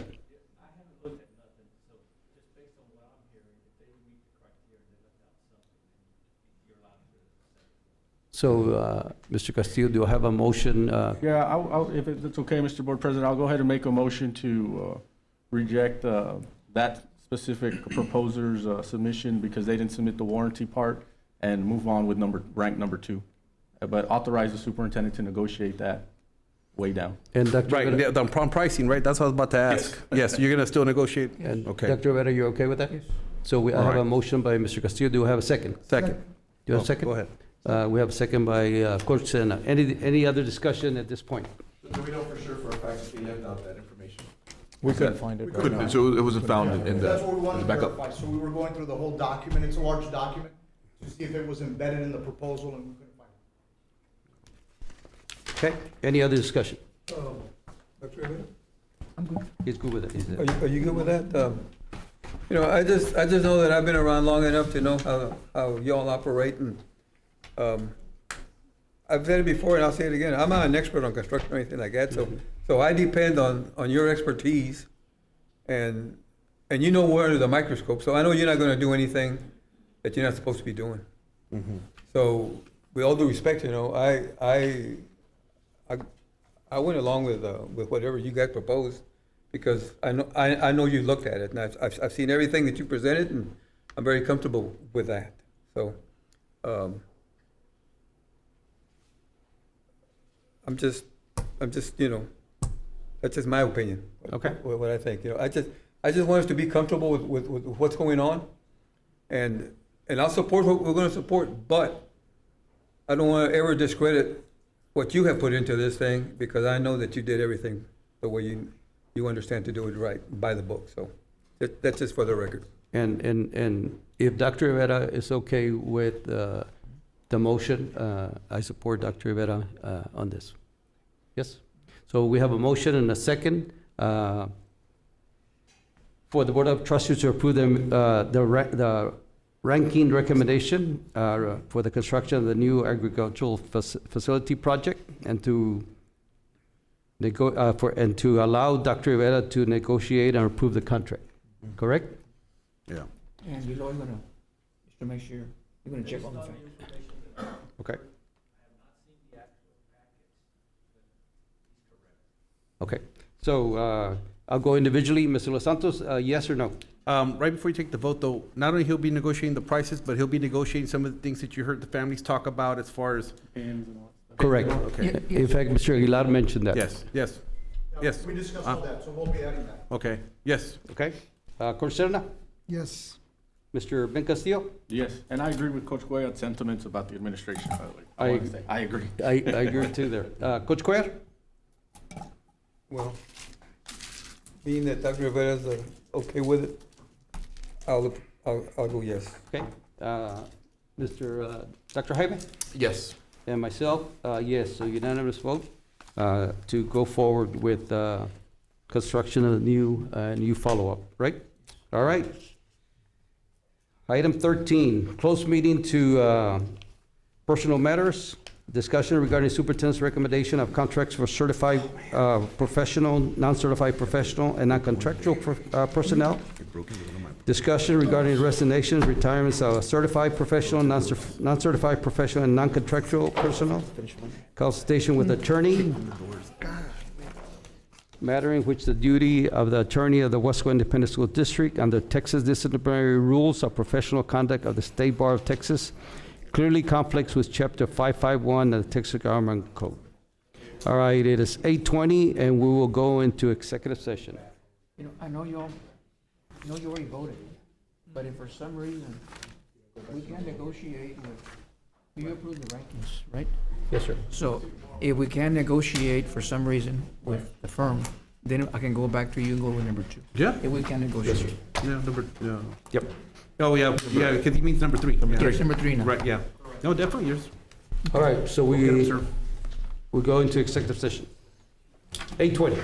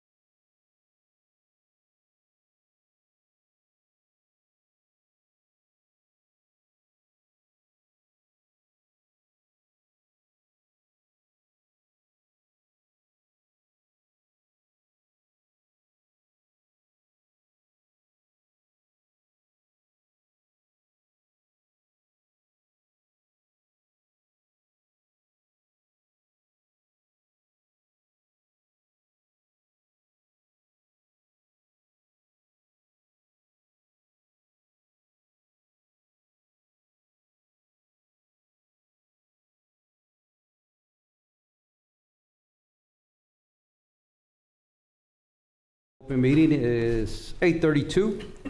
Possible action if necessary on items discussed in closed meeting. 14A1, discussion and possible action regarding superintendent's recommendation of contracts for certified professional, non-certified professional, and non-contractual personnel. Dr. Rivera. Recommend approval? Move to approve. Second? We have a motion by Coach Cuellar, second by Dr. Jaime. Any discussion? All in favor, please say aye. Aye. All opposed, motion carries. 14A2, discussion and possible action regarding resignations, retirements of certified professional, non-certified professional, and non-contractual personnel. Dr. Rivera. Recommend approval? Move to approve. Second? We have a motion by Dr. Jaime, second by Coach Cuellar. All in favor, please say aye. Aye. All opposed, motion carries. Adjournment, 8:33. So So moved. Oh, 8:34. All right.